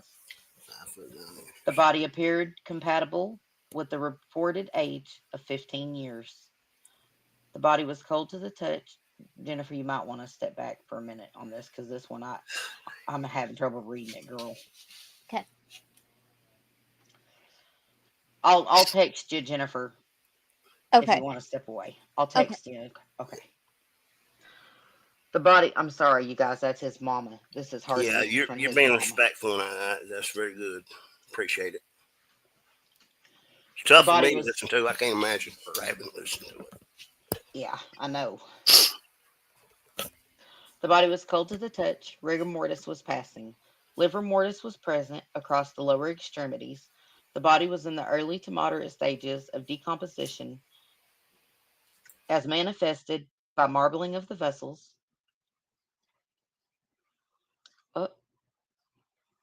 Wilby, are you there? I just muted. Repeat that again. Okay. I all the sound went silent, so I didn't know because I just muted because to be honest with you, I might blow my nose here and there, and plus I've eaten, so I burp every little bit or something. I don't want to be too. Oh, how dare you be human, Willie? Yeah, I appreciate. I was so hungry I could eat a horse when they finally got here. I didn't eat all day. So rigor mortis was passing, livor mortis was present across the lower extremities. The body was in the early to moderate stages of decomposition, as manifested by marbling of the vessels, discoloration. Hold on. He had some insect activity. Okay. The dorsum of the right hand had multiple anemic yellow abrasions. Multiple anemic abrasions. Old bruises. Yeah. Yep. Consistent. Oh no, they're saying it was consistent with post-mortem insect activity. Weird. The scalp hair was brown, all that. Facial hair. I'm trying to get to the important stuff. Okay. Listen to this. Okay. This is the important part. The irids appeared hazel. The cornea were cloudy, which is typical in decomposition. Yeah. The sclera were white. Sclerae, however you pronounce it. Yeah. That's the white part of your eyes. Yeah. Were white. And the conjunctive were tan and free. Are y'all listening to this? No particular hemorrhaging. Don't tell me that. Yeah, I'm fixing to tell you that. Free would that be impossible? Particular hemorrhaging right here. Yeah, would that not be impossible? I will zoom in. Look, I'm not playing. That's exactly what this is. Look, I'll zoom in and show it to you. Oh, I believe you 100%. I'm not no expert. I have read 100 right here. True crime, so we're into it. True crime. We're not doing as much as we used to. And free of petechiae, which is petechial hemorrhaging, the little spots. Basically, your blood vessels burst from the pressure, I guess. Don't they? Kind of. I don't know. I don't get into all that, but there's strangulation. Yeah, exactly. Yeah. So listen to this. Listen, Wilby. Here's where I have a problem with it. Right? Yeah. If you don't die because it breaks your hyoid, right, and breaks your neck, right? If that doesn't kill you, you die from the suffocation, right? Yeah. Suffocation causes petechial hemorrhaging. Yeah. Where's the petechial hemorrhaging? None. Tan and free. It's not like they said he had a little bit or not. None. Not even a little. Zero. Free of it. Free of it. Yeah, totally free. Yep. And he kind of wrote that where for the kind of purpose to let people know, no, there's not one little bit or nothing, not a hint of or nothing. It's none.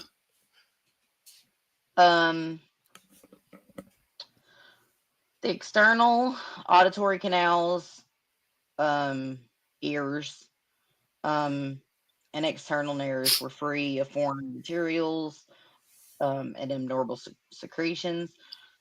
The nasal skeleton was palpably intact. The lips were atraumatic.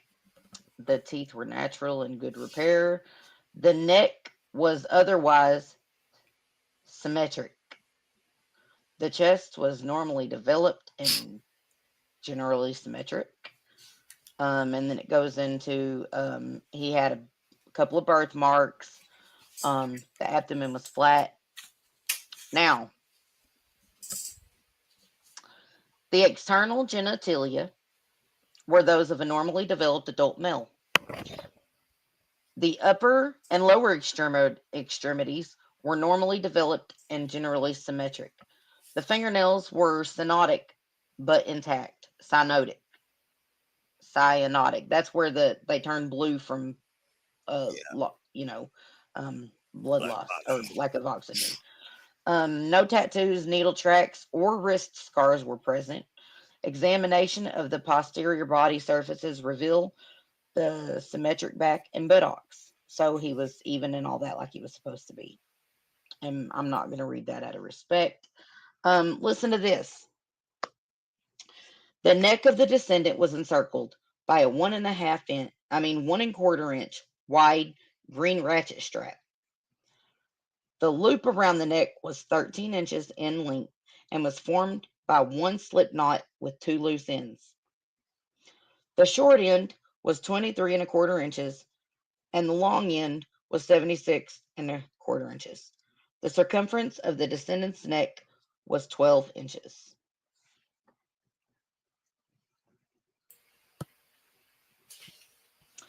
The ligature was removed to reveal ligature furrows.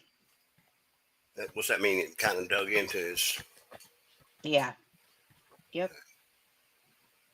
Mm-hmm. The ligature furrow crossed the superior third of the thyroid cartilage, 5 centimeters below the chin.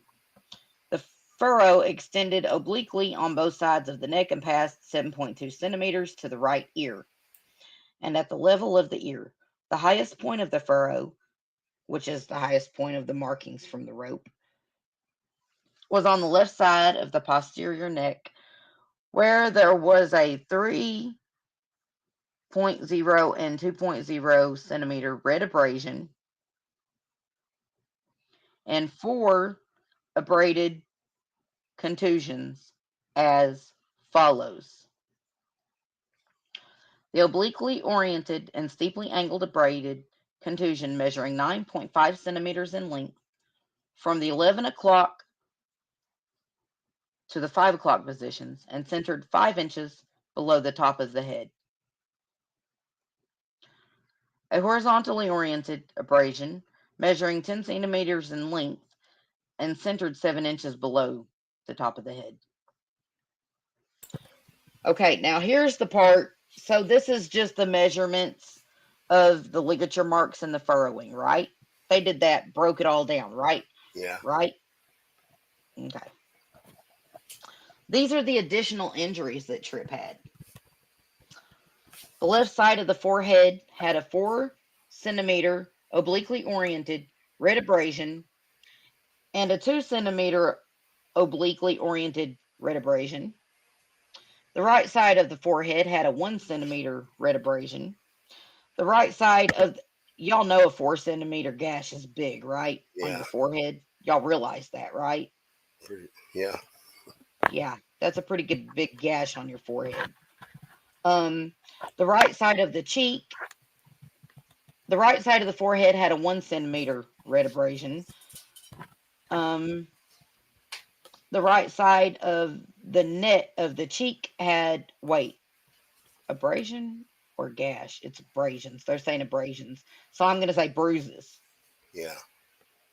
So he had a 4 centimeter bruise to his forehead. Obliquely orientated. Red abrasion centimeters. It sounds like he hit his head on something. Or somebody hit him in the head with something. The right side of his forehead had a 1 centimeter red abrasion.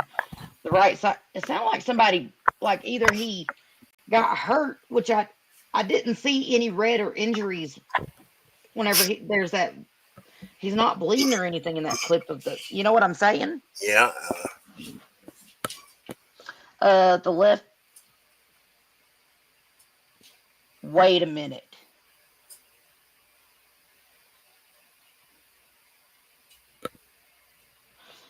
Now, if these bruises were going to be red, they would be purple by the time they did an autopsy on him, right?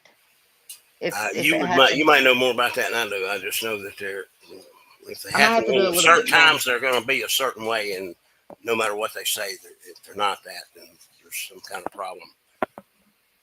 If you know what I'm saying. In other words, if he were hit during the chase, and then you understand, there's just certain things that will not.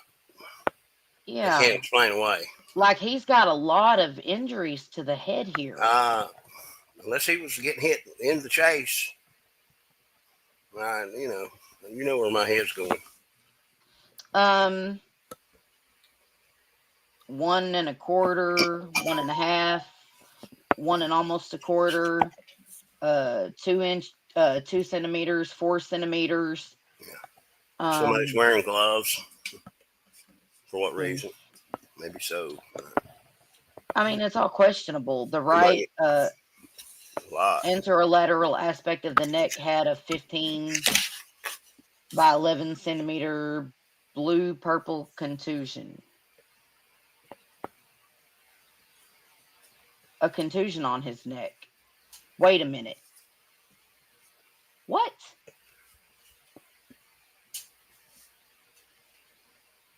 A contusion?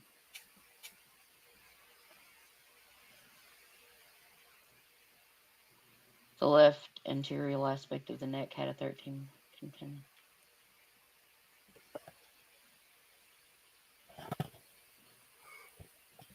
His shoulder was injured with a 21 by 9 centimeter blue purple contusion.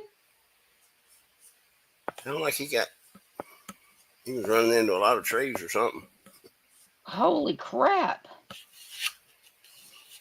The anterior aspect of the left shoulder had a 15 by 7 centimeter bruise on it.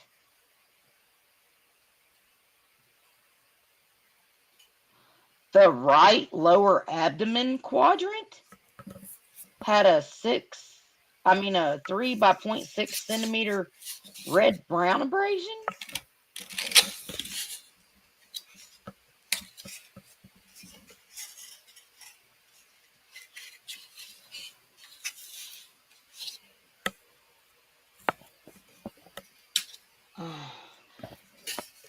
Did he die from?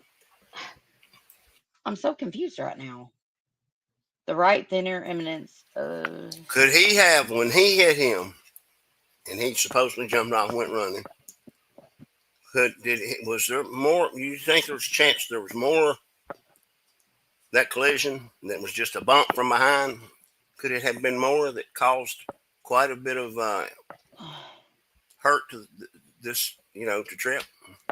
I'm telling you right now, he didn't just roll his four-wheeler down the side of a hill like this and get this beat up. Well, the thing went to limp mode, which means that the machine turned upside down. He rolled it. Yeah. We didn't see nothing upside down, or I didn't see anybody flying through there. I didn't see anything upside down. You know what I'm saying? But see, if you got hit on impact, it shuts itself off too. I mean, the left knee. His knee was busted up. Left knee. When he got thrown off the vehicle, the four-wheeler, his left knee might have caught the bars going forward and up. Like some of the smaller scratches, like on the outside of his hands and stuff, and on his finger, I can understand from the barbed wire. You know what I mean?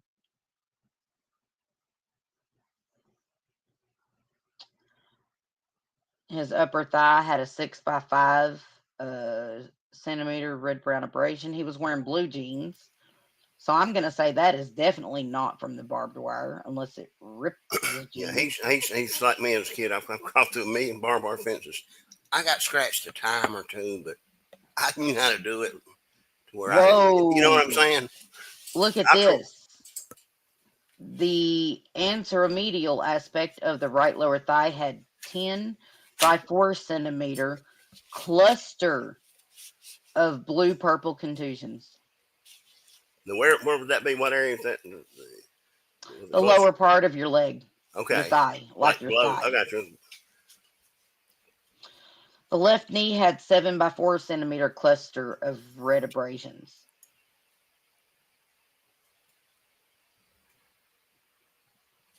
The left shin had multiple blue-purple contusions.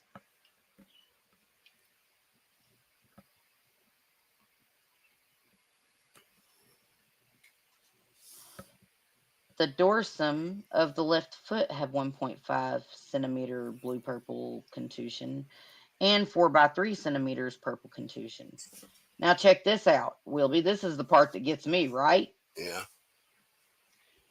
The left Achilles region had a 3 by 1.5 centimeter blue-purple contusion. Wilby, have you ever had a bruise on the back of your ankle from someone sweeping you off your feet? I've had bruises everywhere. No. I know Wilby, but not back of my ankle. Right. So have you ever done karate or anything like that? I've done all kinds of things as kids. I remember taking karate but I was real young, like I don't say 8, 9 years old. So, yeah. Right. Okay. So I've been swept off my feet by someone wearing a boot Yeah. before, and it left a big bruise on the back of my ankle. Yeah. Like Okay. my Achilles Yeah. tendon, right? I turned my ankle in playing basketball in like the 8th grade, and then real bad. And I mean, it was when it hurt, and when it turned, the bruise turned, dark. It was dark. It was like somebody painted my whole ankle. And then it says no adhesions or abnormal fluid collections were present in any of the body cavities. So he was apparently, That's just a lot of bruises and contusions for riding around on the four-wheeler and supposedly getting bumped off. And they said he jumped off and basically kept running. And it's like he didn't even lose any momentum. He just kind of left the four-wheeler and was running, and all in one kind of continued motion. That's just a lot of bruises for somebody. So check this out. You know what your epiglottis and your vocal cords are, right? Yeah. So they dissected his lungs, of course. No lesions were noted. The pulmonary arteries were normal, developed, patent, and without evidence of thromboly or other gross abnormalities. Listen to this. The upper airways were free of debris and foreign material. The mucosal surfaces were smooth, tan, pink, and unremarkable. The pleural surfaces of the lungs were tan, pink, smooth. The pulmonary parenchyma, or however you pronounce it, was red, purple, and exuded moderate amounts of frothy fluid.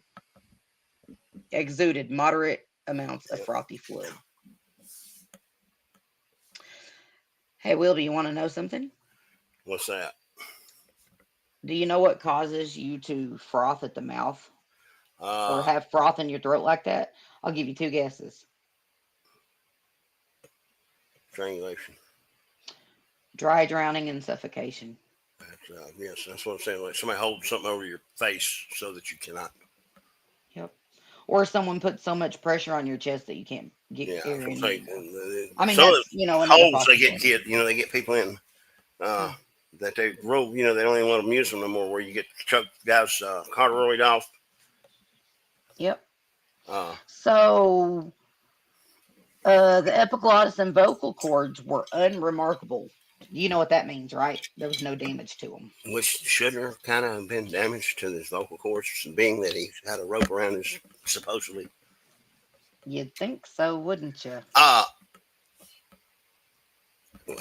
What's their next step? Like, where do they push this to get somebody to look at it with an open eye, and not to try to get them to give them the story they want, but just come on, read it.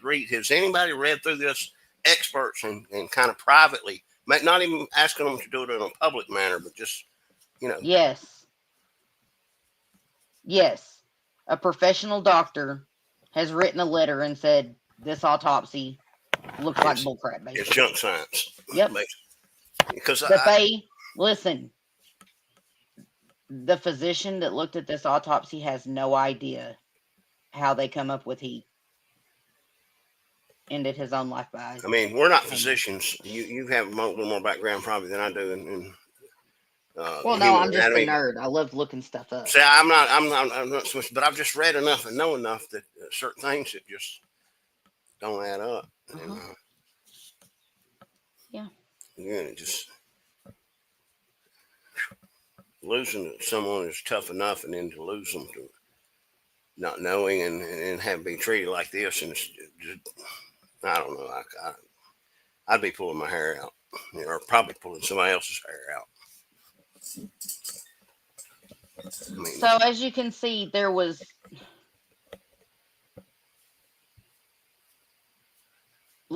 here's his spine. Look, his spine was free of hemorrhage and other abnormalities. That's his the thoracic and lumbar spine. Do you see this? Yeah. But supposedly he hung himself. And okay, say he didn't weigh enough for it, to break his neck if he had hung himself. Yeah, how far you fall and the amount of weight they put on it is all calculated. Right, he when would it's still done have. like on from a prison standpoint. Well, here's the thing: he would still have petechial hemorrhaging, and his face would have Exactly. been swollen up huge when they found him. Like it would have been Give me, blood red. His if whole you would, face. and I'm very quickly. They chased him. Just it don't matter what day of the night. They chased him that night. He's found when? How much later is he found?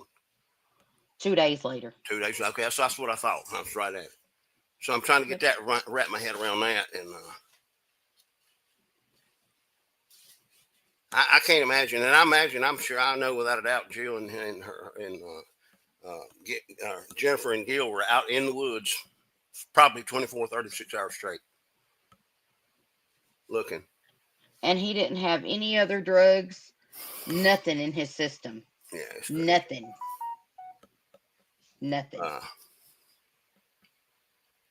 I just don't understand. Like anything other than the cops telling them that he did this to himself because he had furrowing around his neck from a strap. Where's the stuff that says this is even a death by strangulation at all? Because essentially, if he didn't have the injuries to his neck, and his neck didn't break if he did that, then he had to have died from suffocation through strangulation, right? Yeah. There's nothing here saying that happened. Again, I don't know. There's just be so many questions that a professional would have to answer, and I don't think. I think somebody that's not professional can read and kind of look at what we've looked at and think there's just not something. It's not at all correct about any of this. Yeah. But you yell too loud too quick, then they circle their wagons. If something bad, they try to tidy up this and tidy up that and kind of get the kinks out of the chain, and you kind of want to hit them with a surprise, really. Somebody totally reviews it all and throws it out at them. But these little places out there are isolated, and they run the show. Mm-hmm. You can't Okay, dig I'm back. so hard, or they'll dig back at you, and that's sad. But it's I'm true. so sorry, Jennifer. I know. No, you're okay. I'm trying to help cover this case the best I can for you, but I wouldn't want to have someone read that to me, and I knew it was going to wear you down, and then it'd be. I know, girl. I understand. And I'm sorry. It's hard. Like, I hate having to read that about your son, but some of that stuff is so important to know, in his case. Yes. Yeah, it's a lot. It's just so many questions. That's what I just said, Gina. I said, my mind's going 100 miles an hour, and I got 800 questions. Yeah. And I came to them. I got more coming every minute. And I'm not an expert. That's me. This is my first time trained ever in any of seeing these an fields autopsy. other than common sense. Yes. Yeah. And this just don't meet the smell test. It don't quack like a duck. It don't act like the duck you're saying is a duck. It's making a whole different sound, and it ain't close. Not sure what it is, but I just know that what they're saying is it's not right. Yes.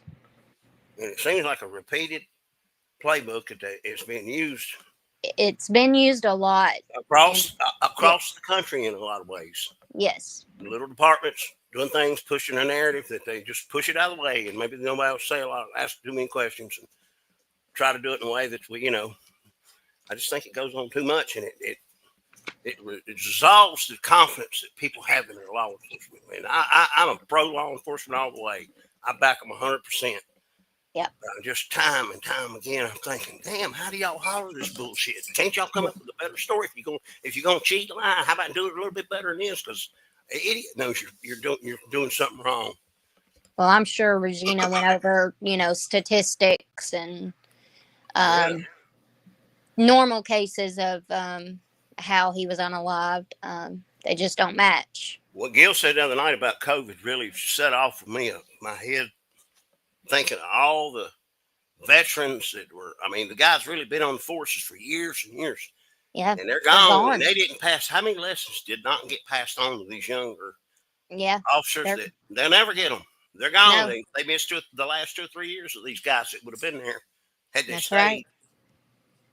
And you can't even you can't even measure Welcome, that and how much was lost to these you kids, guys. these officers.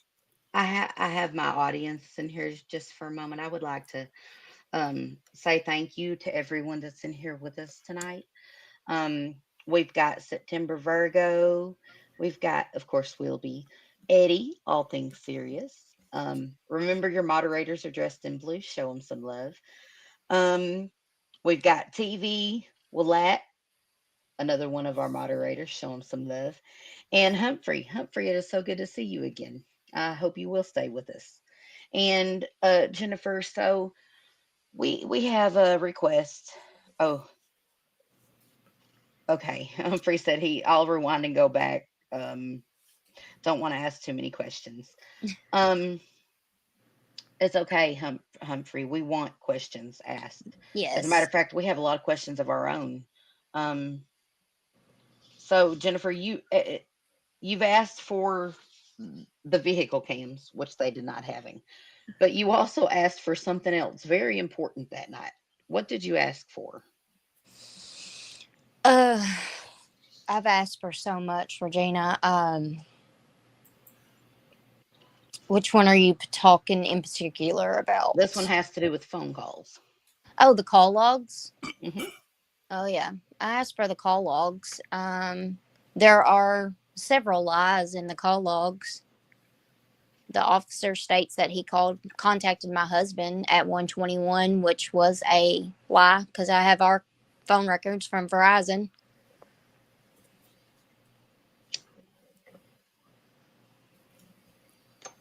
And when you catch a lie like that, your first response is, "Well, why would What they else? Yeah, lie if you about lied that? about And that. what are they covering up? Or was Right. it just an error that he didn't really mean to lie outright? He just didn't. It was a lie by omission, or you don't know.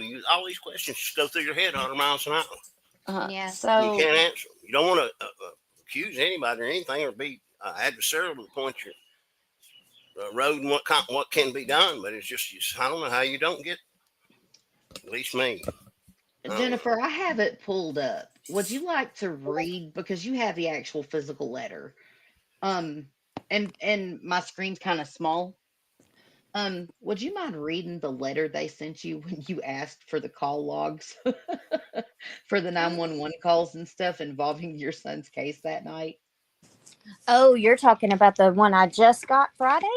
Yes. Oh, the one where it got struck by lightning and they lost all the records? Oh my You God. want to read that one? Repeat that again. Sure. Yeah, Wilby, this is no joke. Yeah, let me dig through my book and actually. Lightning. Yeah, Okay. lightning struck it. That's a new one. Yeah, let me dig through my... And you guys, for anyone that is interested in this case and in true crime, if you'll go into my Discord server, you can actually see these, because she's given me permission to store these on my Discord for people to look at in her son's case. This lovely number of a letter is under Tripp Brazeale's room. Brazeale. And this is I'm from gonna the get it one of these days. Francis County. Yes. I'm an old dog. I'm so hard to learn new tricks. Who is the sheriff there again? I read his name. Bobby May. Yeah. Okay. Which was also a good friend of guess who? Mm-hmm. Jay Campbell. Yes. Okay, let's go. All right. It says, I am sending you this letter in response to your request for information concerning the dates of November the 3rd and 4th of 2024, when deputies were searching for Tripp Brazeale. Response to request number 1, full radio log from 11/3 and 11/4/25. I didn't ask for 25. I asked for 24. So... the St. Francis County 911 Center is not a part of the St. Francis County Sheriff's Office. It is a separate department under the St. Francis County Judge's Office. The department head coordinator is Amber Saltzgaver. A proper FOIA request should be addressed to Ms. Saltzgaver for that information. I did take the liberty of contacting Ms. Saltzgaver about this request. Ms. Saltzgaver told me that she has already spoken to Jennifer Brazeale about the radio log from these dates requested. She states she has told Miss Brazeale that the 911 center received a lightning strike during a storm a couple months ago, and that the computers, radios, and electronic storage equipment was burned up or several damaged, and the radio logs from that date were not retrievable. Miss Saltzgaver states she did not supply radio logs to Miss Brazeale prior to the lightning strike that damaged the system. They have been seen on Facebook and know they exist. So the first call logs I got were when I requested the officer's statements. So those did not come from the 911 call center. Those came from the police department, from the sheriff's department. So now I've requested them again to compare, and now they're gone. Just So man, that lightning works in mysterious ways, don't it? yes, and the other big problem I have with this letter is I have never contacted Miss Saltzgaver about them. I have never talked to her about the call logs.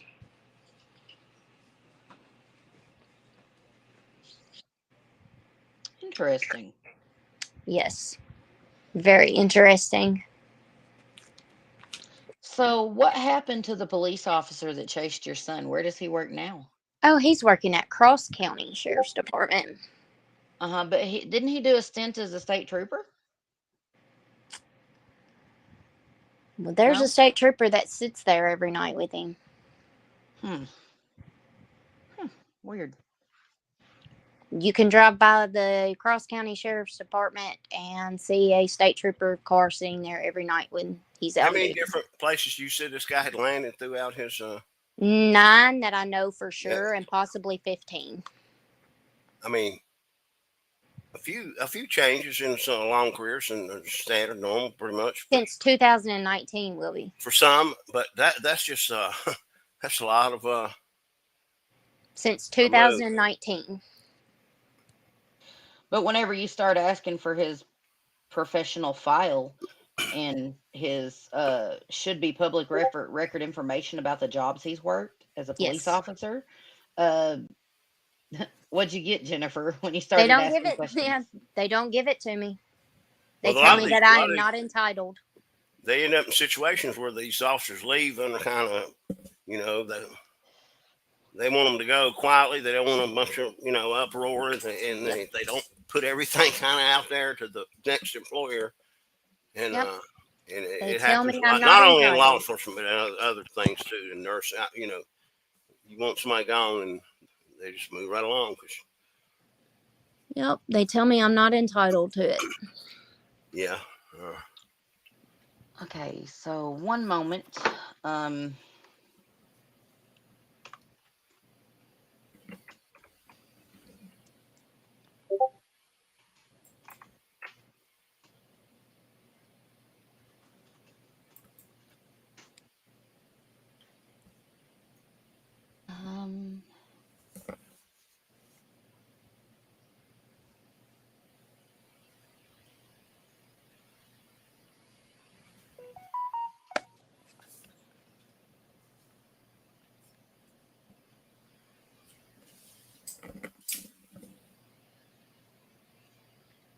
Oh, cool.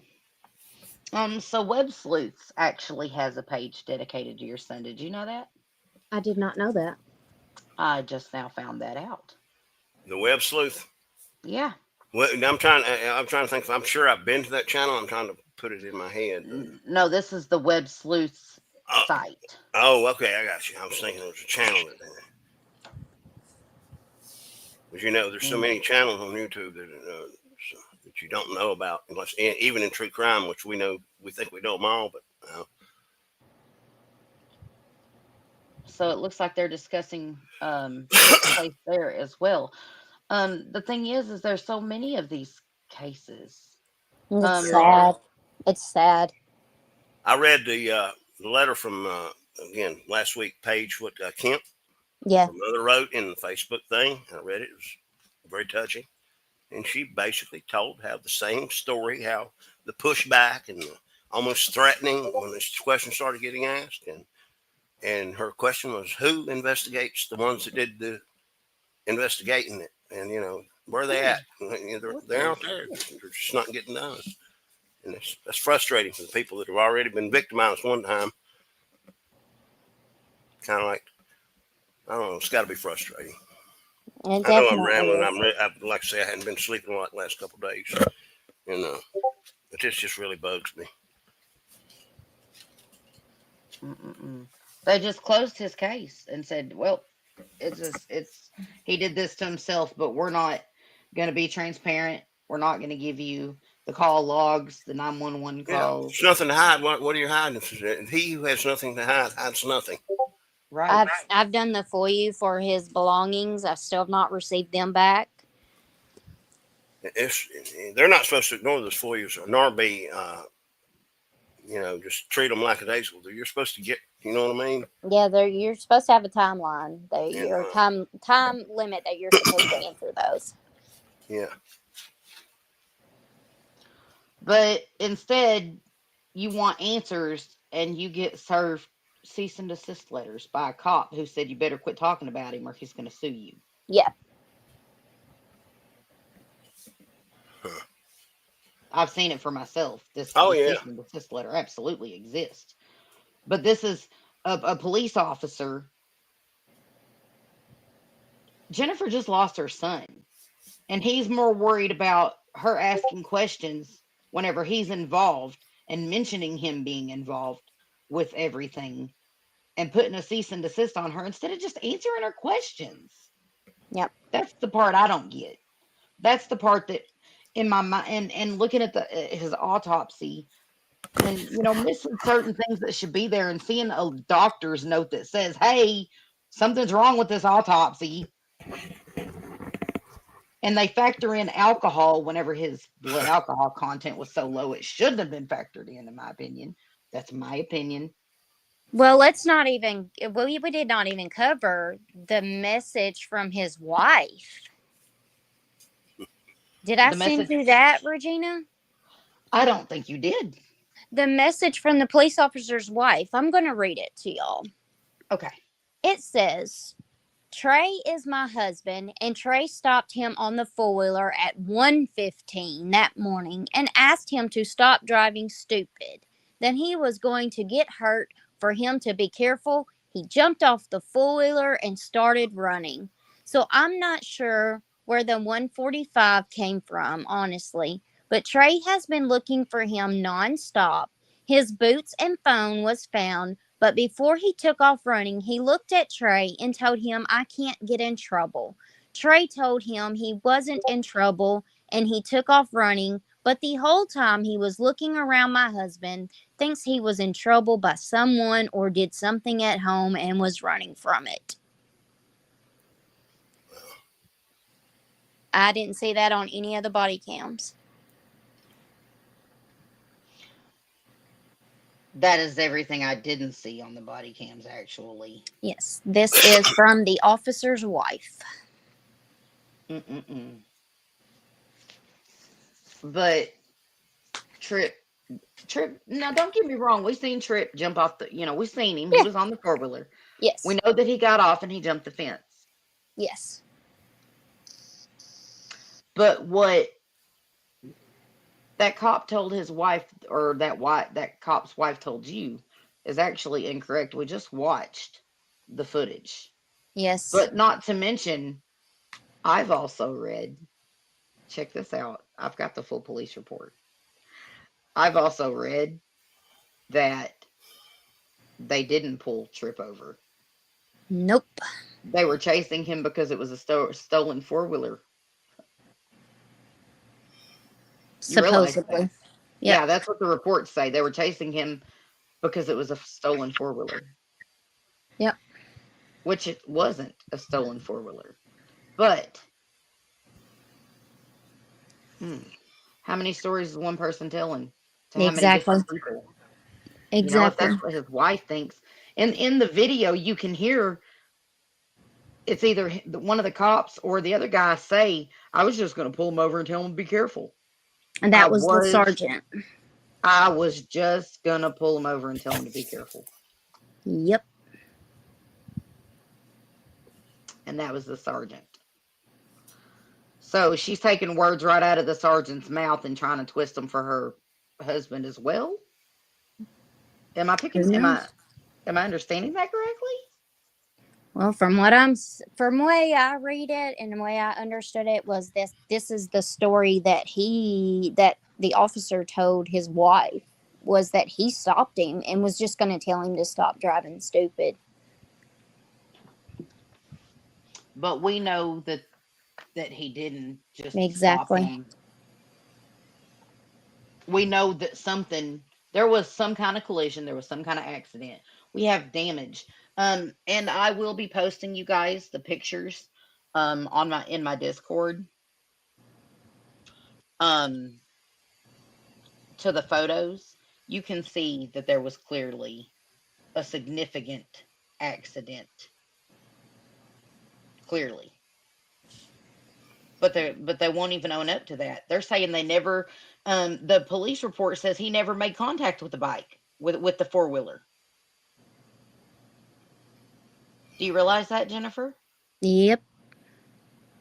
The police report says there was never any contact with the four-wheeler, between the truck and the four-wheeler. Yep. Mm-hmm.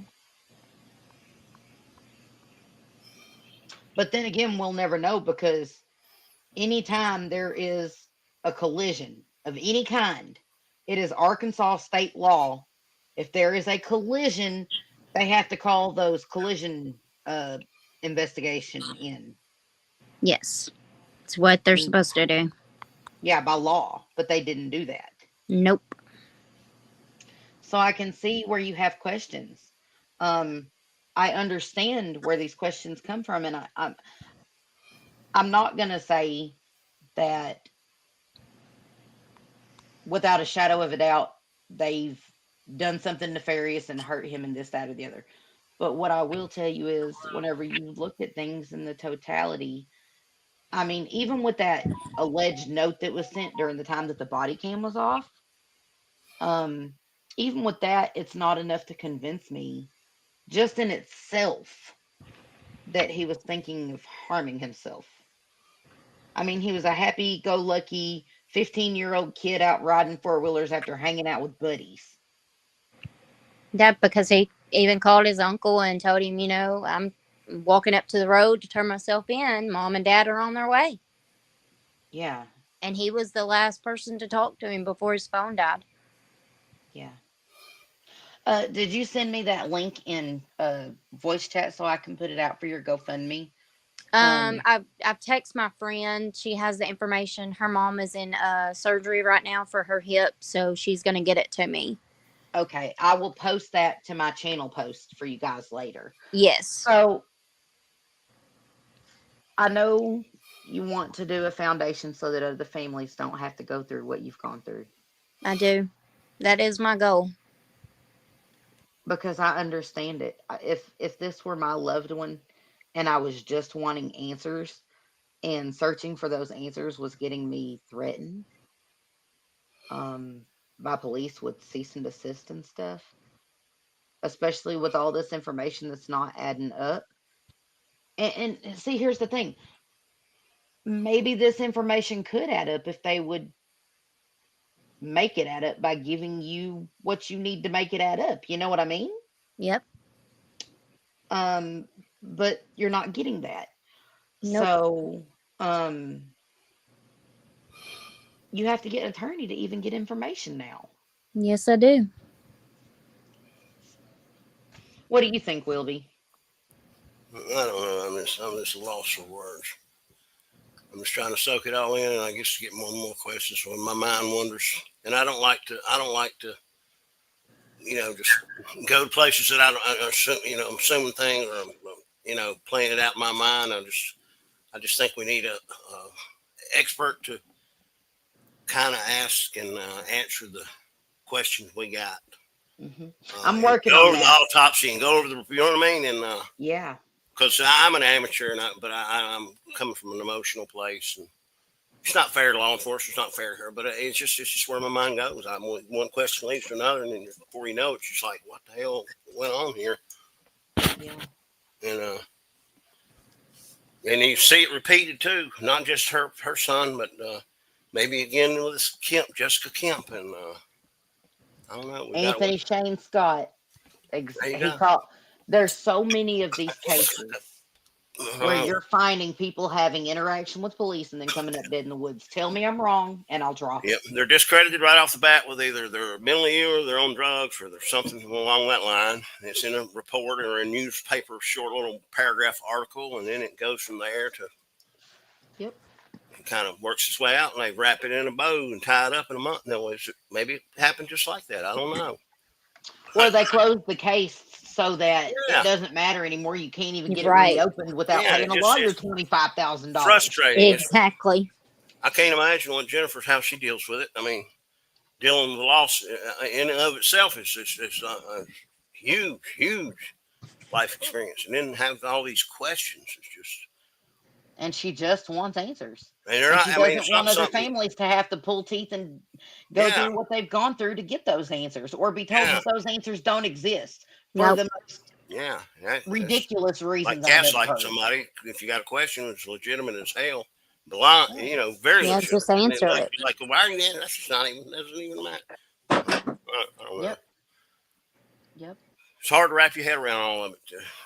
Very hard to wrap your head around it. And it's not just Arkansas. It's these little things. It happens everywhere. No state or any area is immune to it. It can happen. So check this out, Wilby, where he was found. Yeah. There was fresh boot prints that were a different size than his. Yep, I've sent the pictures to Regina. It is in the police report. But I've also got a picture of a cop with a really big foot. Sure do. Wearing boots that have the bottom identical to them. Sure do. Sure do. Yeah, it's you get these little small outlying counties, and one sheriff has got a good friend that's a DA, and another, they can run the show. When I think about the Alex Murdaugh case and what his power his grandfather and father had, being that solicitor, those 5 counties, which was the head DA, head law enforcement officer, the amount of people they put in jail for property, no good reason other than they just didn't like them, over a 100-year period is probably astronomical if you think about it. And they sued companies at will, and they won at will. That kind of power needs to, it's not good. It's when it goes unchecked and somebody doesn't stop and say, hey, we got a few questions here.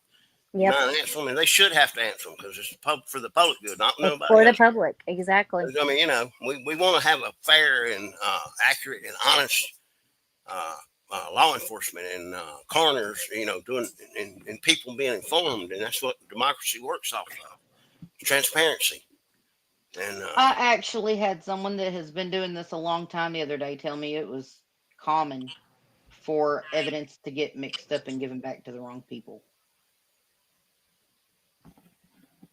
Arkansas is so outdated and so far behind. Well, every county's got a different evidence room. Some are up to standards.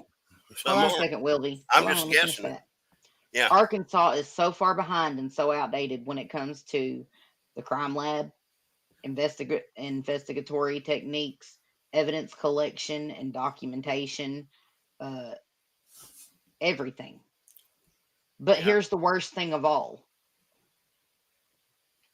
How can we trust them to do justice in our state whenever they're losing evidence? And it allows somebody. Hold on a second. Go ahead.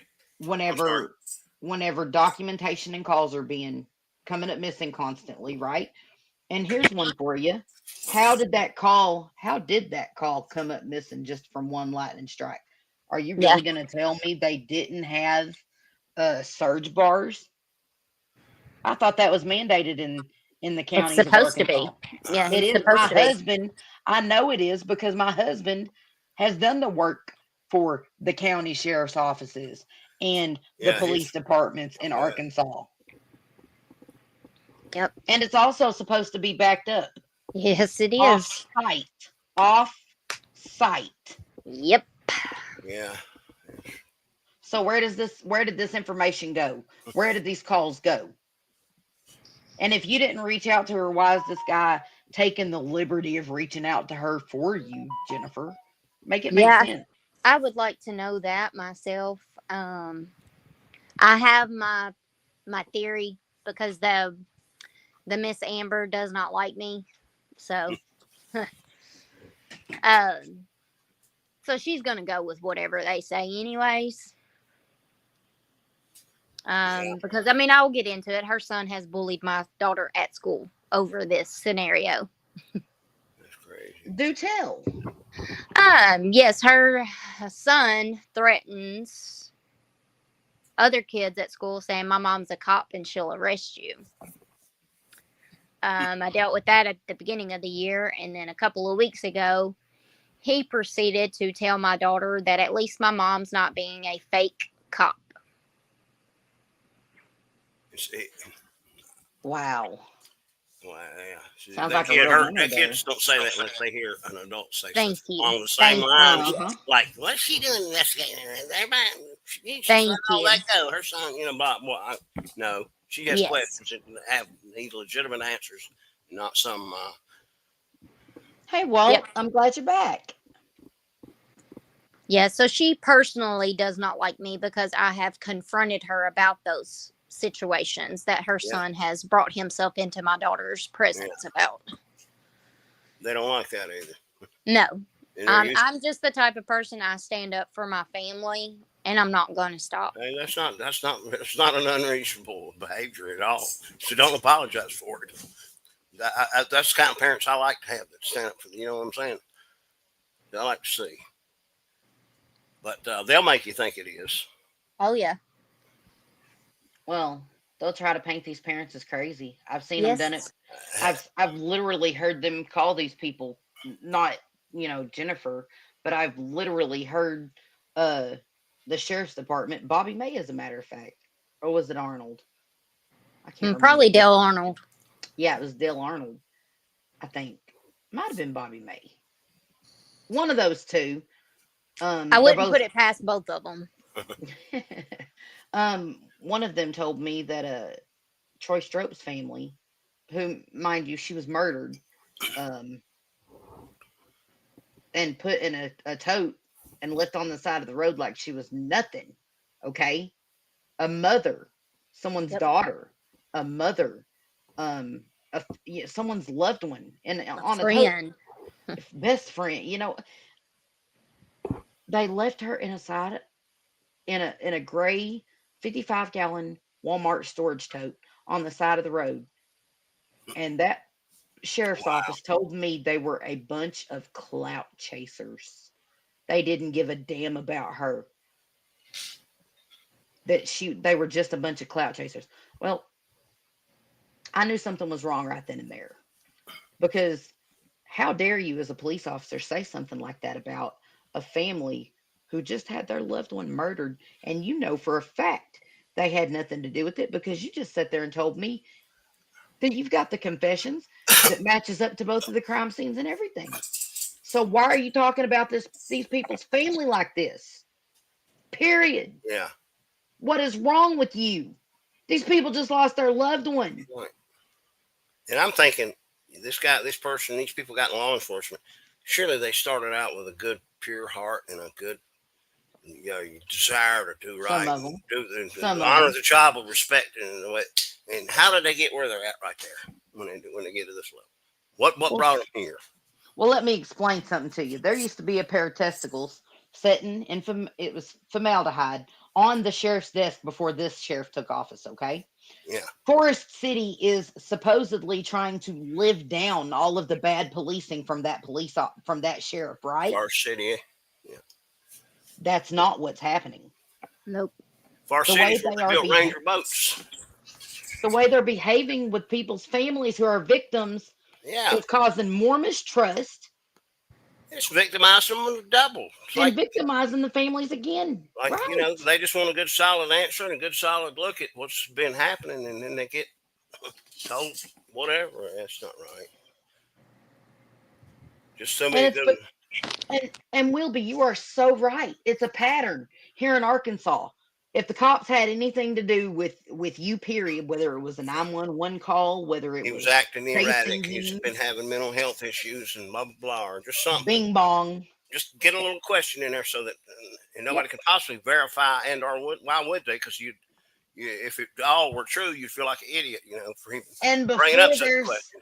before there's even a thorough investigation of what's going on and they actually find you in the woods, Yeah. this is all somehow your fault instead. Yeah. They're going to use insensitivity about something, saying all the bad things about you, so that if we do find out he's in the middle of the woods and he's done something to himself or whatever, it's because we're going to go ahead and give you the reason. That's Right. crazy.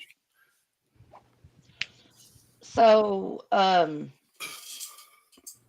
Jennifer, even if we have to raise funds and pay for another forensic anthropologist to go over all of your son's autopsy report, I know that Tripp has been cremated. So I Yeah. know there's no chance of a second autopsy. Nope. But here's the thing. It's because you don't have to do it privately. But what we can do is take his autopsy to another forensic anthropologist, even if we got to pay a little bit of something, and get him to review it. Yeah. Yeah. All you want somebody to do is give it a good, honest look. And it is sad that it puts families in that financial state where you think, how? I'm like, when I was told that number, I fell to my knees. It's like, how? Yeah, getting a good, solid, honest answer shouldn't cost you. Have nothing to do with how much money you have or don't have. Yeah, it's heartbreaking to know that some people don't have that choice, and to know that they would have to give up. I don't want anybody to ever have to feel like they have to give up. Yeah. I will. That is my main goal in life now. Is you don't want anybody to walk the roads you've been. No, I do not. They're not fun. They're miserable. Already not. miserable situation, and it's just not. Yeah. Families should not have to go through this like this. No, they shouldn't have to fight for answers. And that's part of my end goal in all of this, and that's what I want for my channel at the end of the day. Is I want to raise enough awareness for these families that are struggling to get answers from law enforcement and the system that just treats them like they're nothing and nobody's. Whenever it's our tax dollars, you guys, it's us that funds them. Yeah, we're the one that pays for this, That is We right. are paying for these answers. As a loved one, shouldn't you be entitled to them? And if you get to make them up, we really shouldn't have to pay. We want our money back. Exactly. How about that? Right? We paid for it. I want my money back. Or you give me a second opinion of who I choose. Refund, because this is not a good answer. It's not only not a good answer, it's a dishonest answer, or so incorrect that even someone with no training could look at it and say, this is not right. Something's out. Yeah. We need 1 + 1 to equal 2. That's not right. 47 + 93 = 12. You need full transparency, and you need some kind of it's like Gill. I think Gill said today, who's going to come? You need somebody from the outside can come in and take a look at things, because you can't have the lookers look after what they looked after to tell you that they did it right. You have to have an independent look at these things. You do. An evaluation, period. And it has to be people that have no agenda, period. That's right. No attachments, right, no they nothing. look at you and I say, ma'am, I'm being honest. Here's what's happened, and blah, blah, blah, blah, blah. And I know you may or may not Ellen want to hear Greenberg. Ellen Greenberg. Look at what her parents had to go through to get their daughter's case reopened. And it's heartbreaking. I can only imagine. They said that girl stabbed herself in the back of the head 20 times and continued to stab herself after she severed her spinal cord. It's not possible. A bingo. What was Gill telling him about somebody that had shot themselves with a long with a shotgun? Yeah, with a rifle. We were trying to figure out how he would get a rope or a string and get it. Yeah, you would have to make a mechanism to do it. It should not make sense.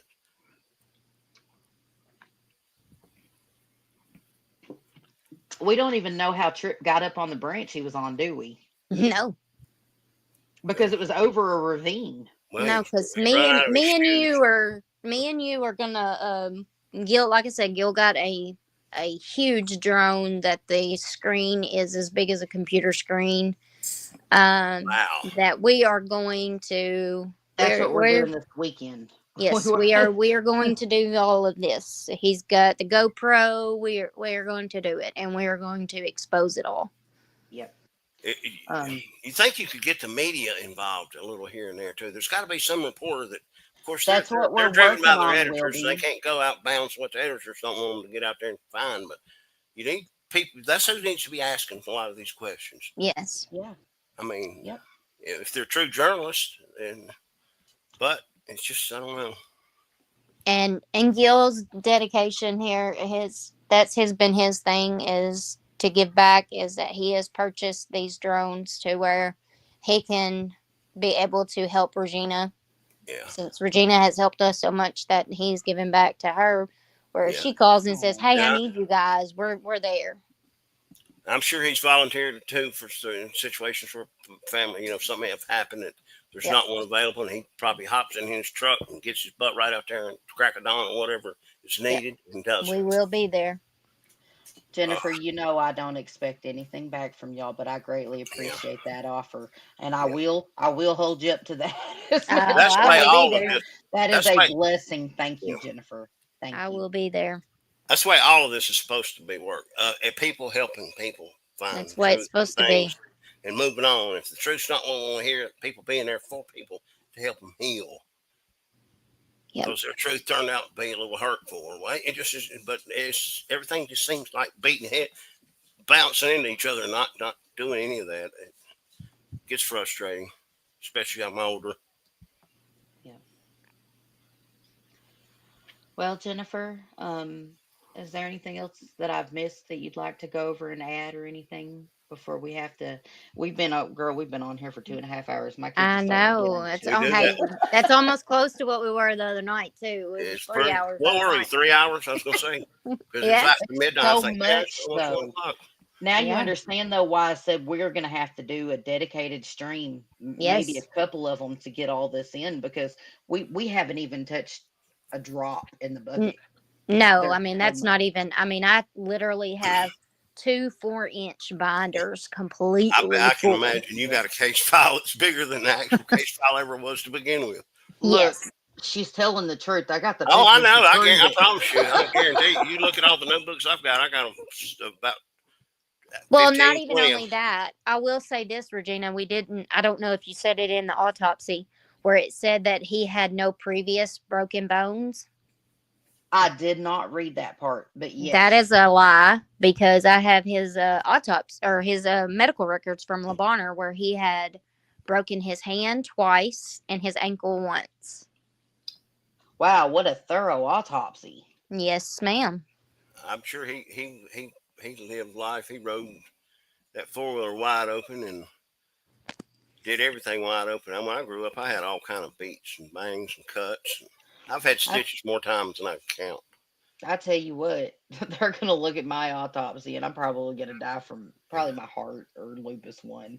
But they're going to look at my autopsy, and they're going to be like, how did this girl even survive? This girl back together several times. Right? She's had pins and jabs and metal and bones, and Lord help us. Yeah. But yeah, you'd think that in such a thorough autopsy, I mean, the other autopsies I've read had previous injuries in them and everything. Yep, and they said that he didn't have any. Yeah. But I've got his medical records. And that's something we know for a fact. Oh. I wonder if they didn't know that he didn't have any previous injuries because they didn't do an x-ray on him like they should have, considering the circumstances. I wonder. You don't know. I know there's no report of an x-ray done on him, so.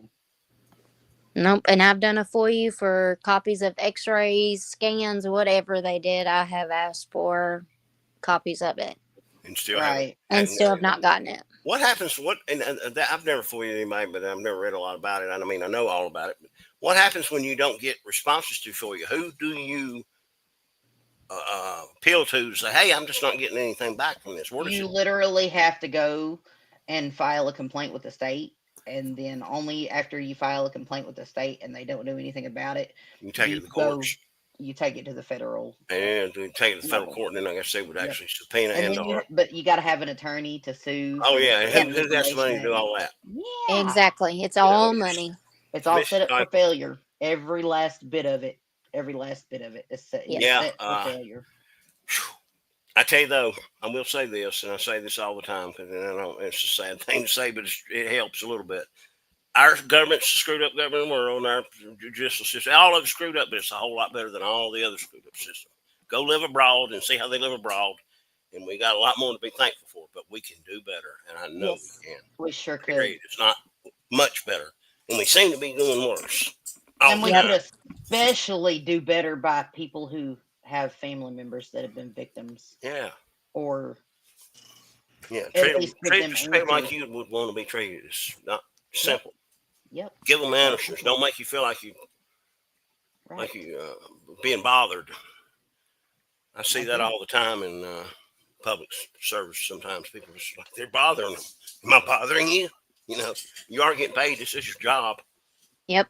And you hate to be like that, but sometimes you have to light a But fire. seriously, what do we have all of this law enforcement for if they are not going to solve and prevent crime?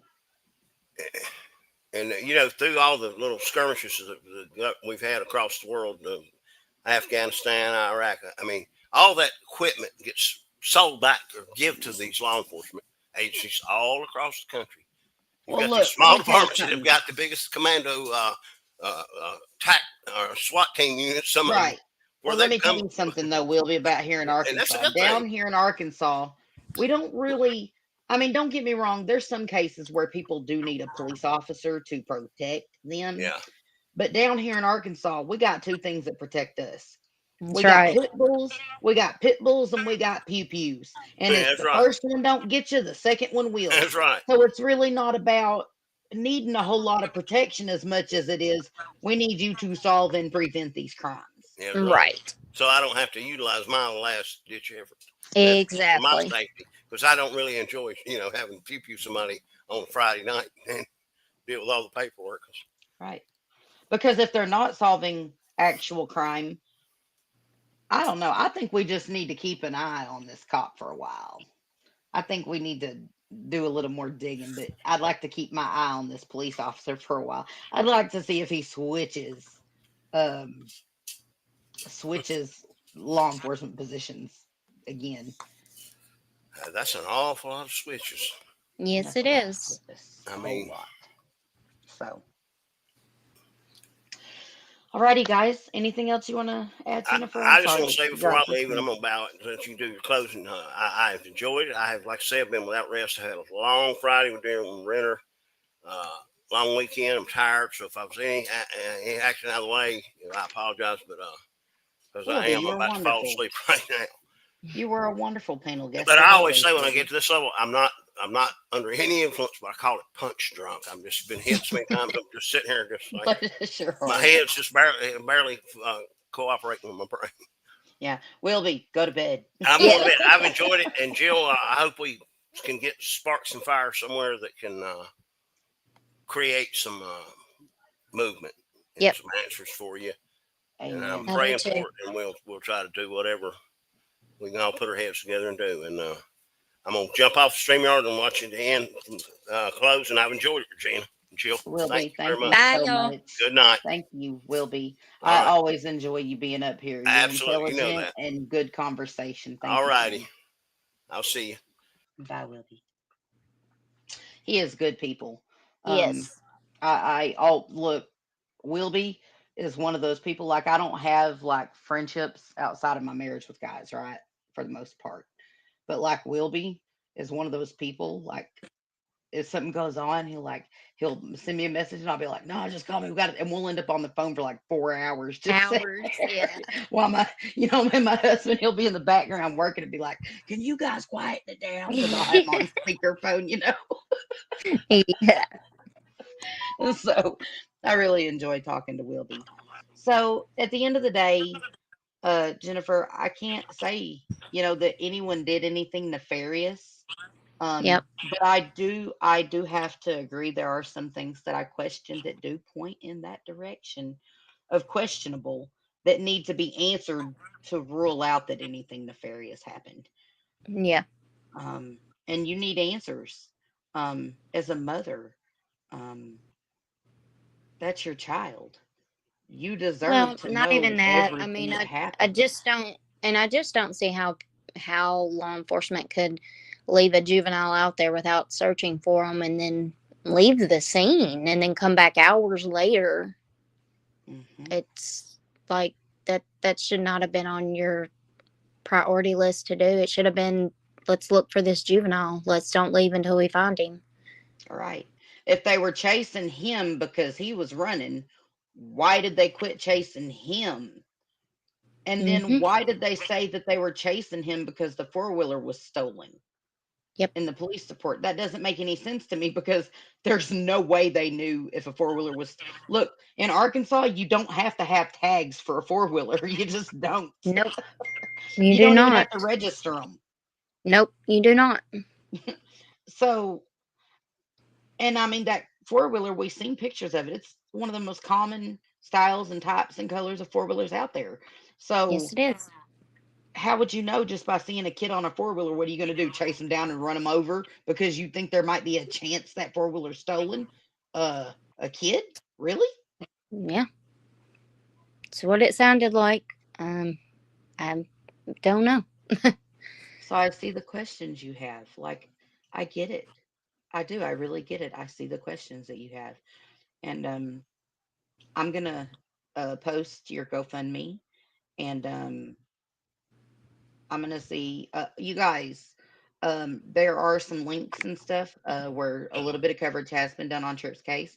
I'm going to also post into the my community post. Be sure and check those out.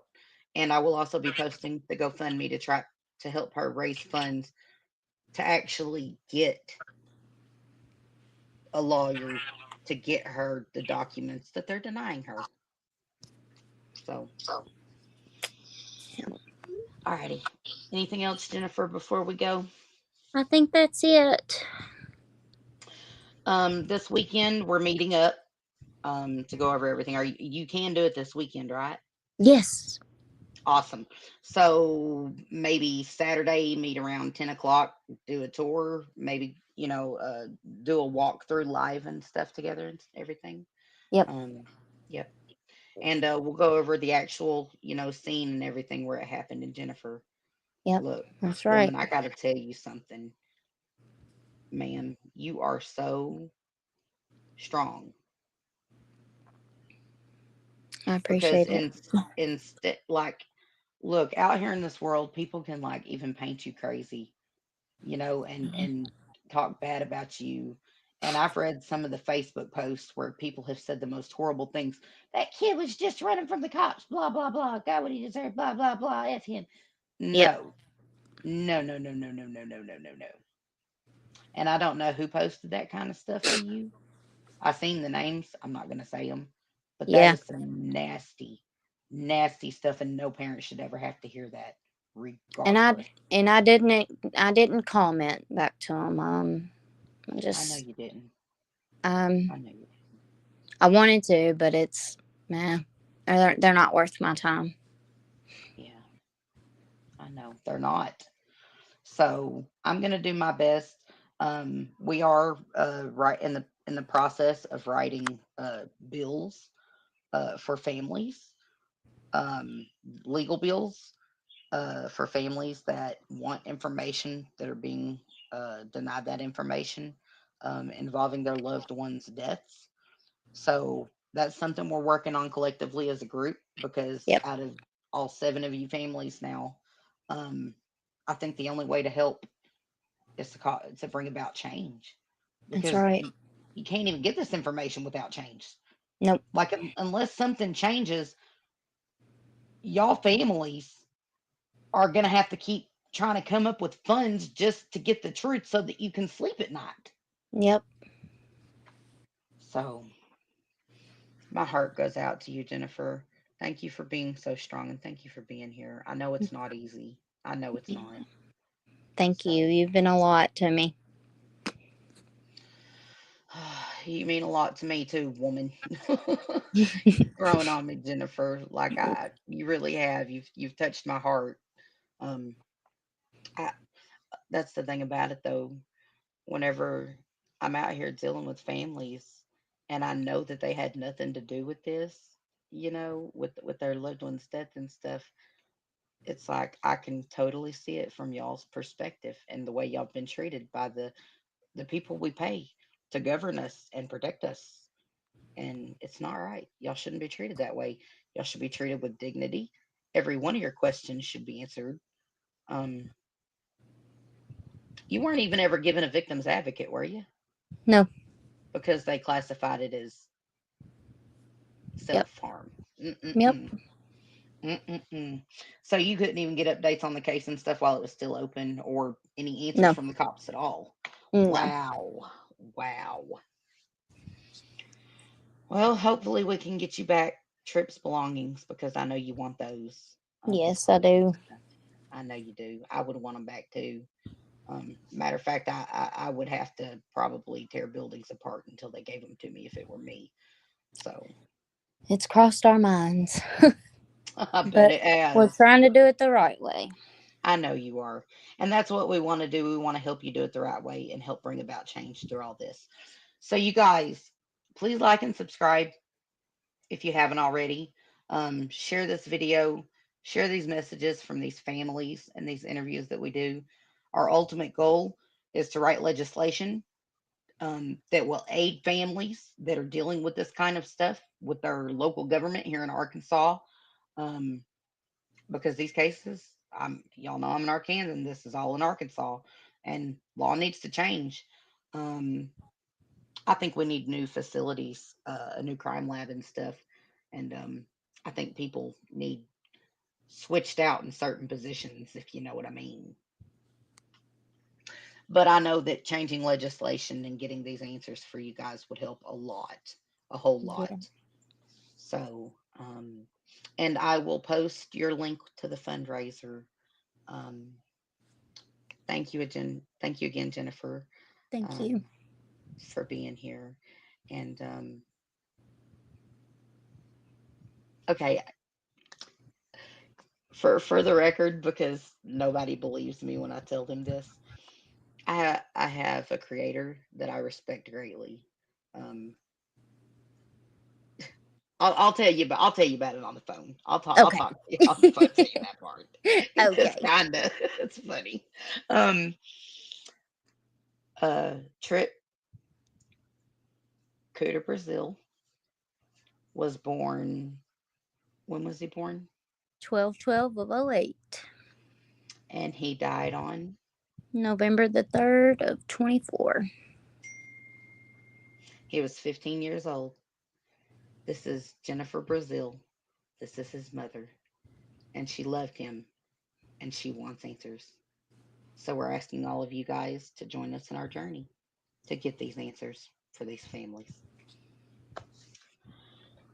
Anything else, girlfriend? I think that's it. Okay, I'm sorry. I probably shouldn't just say, "Hey, anything else, girlfriend?" I You're talk to my fine. daughters and my nieces and everyone. I apologize. It's not No. professional of me, but thank you for being here. Yep. You guys, Jennifer, I'll stay on with you on here. I'm gonna end the stream. I'm gonna give my closing real quick. I'll put you down for a minute. Okay. Thank y'all. Alrighty. Thank you, Jennifer. Bye. And with that said, you guys, man, there's just so much to talk about, ain't there? All these families going through this kind of stuff. And it's not one or two. I can show you 7 right off Jump Street from just a 3-county span area. 4. I'm sorry, 4. Because we now have another county included too, don't we? Yeah. Greene County. But I hope you guys go over the information that we've given here tonight, but I also hope that you will join our Discord and come over there, because all of these documents, including the full autopsy and everything, are on our Discord. And I will post that link in the GoFundMe. And we are in the process of writing a bill. Hey, Connie. I just seen my chat didn't move up for some reason. That's weird. Good to see you. We're closing out, girlfriend, but we're good. Hold on a second. Give me just a second.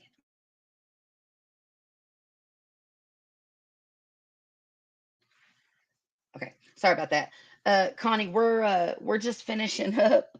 Oh, I know. YouTube notifications are always just so messed up. But I'm gonna be in the Discord for a little while if anybody would like to chat more or anything like that. I'm gonna call Tripp's mom back real quick, make sure she's okay, and then I'm gonna hop over in the Discord if any of you guys would like to talk.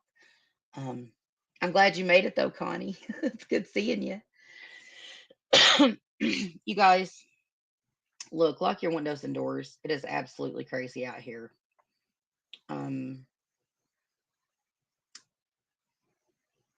I have found that in order to build a better me, the best way to do that is through helping others.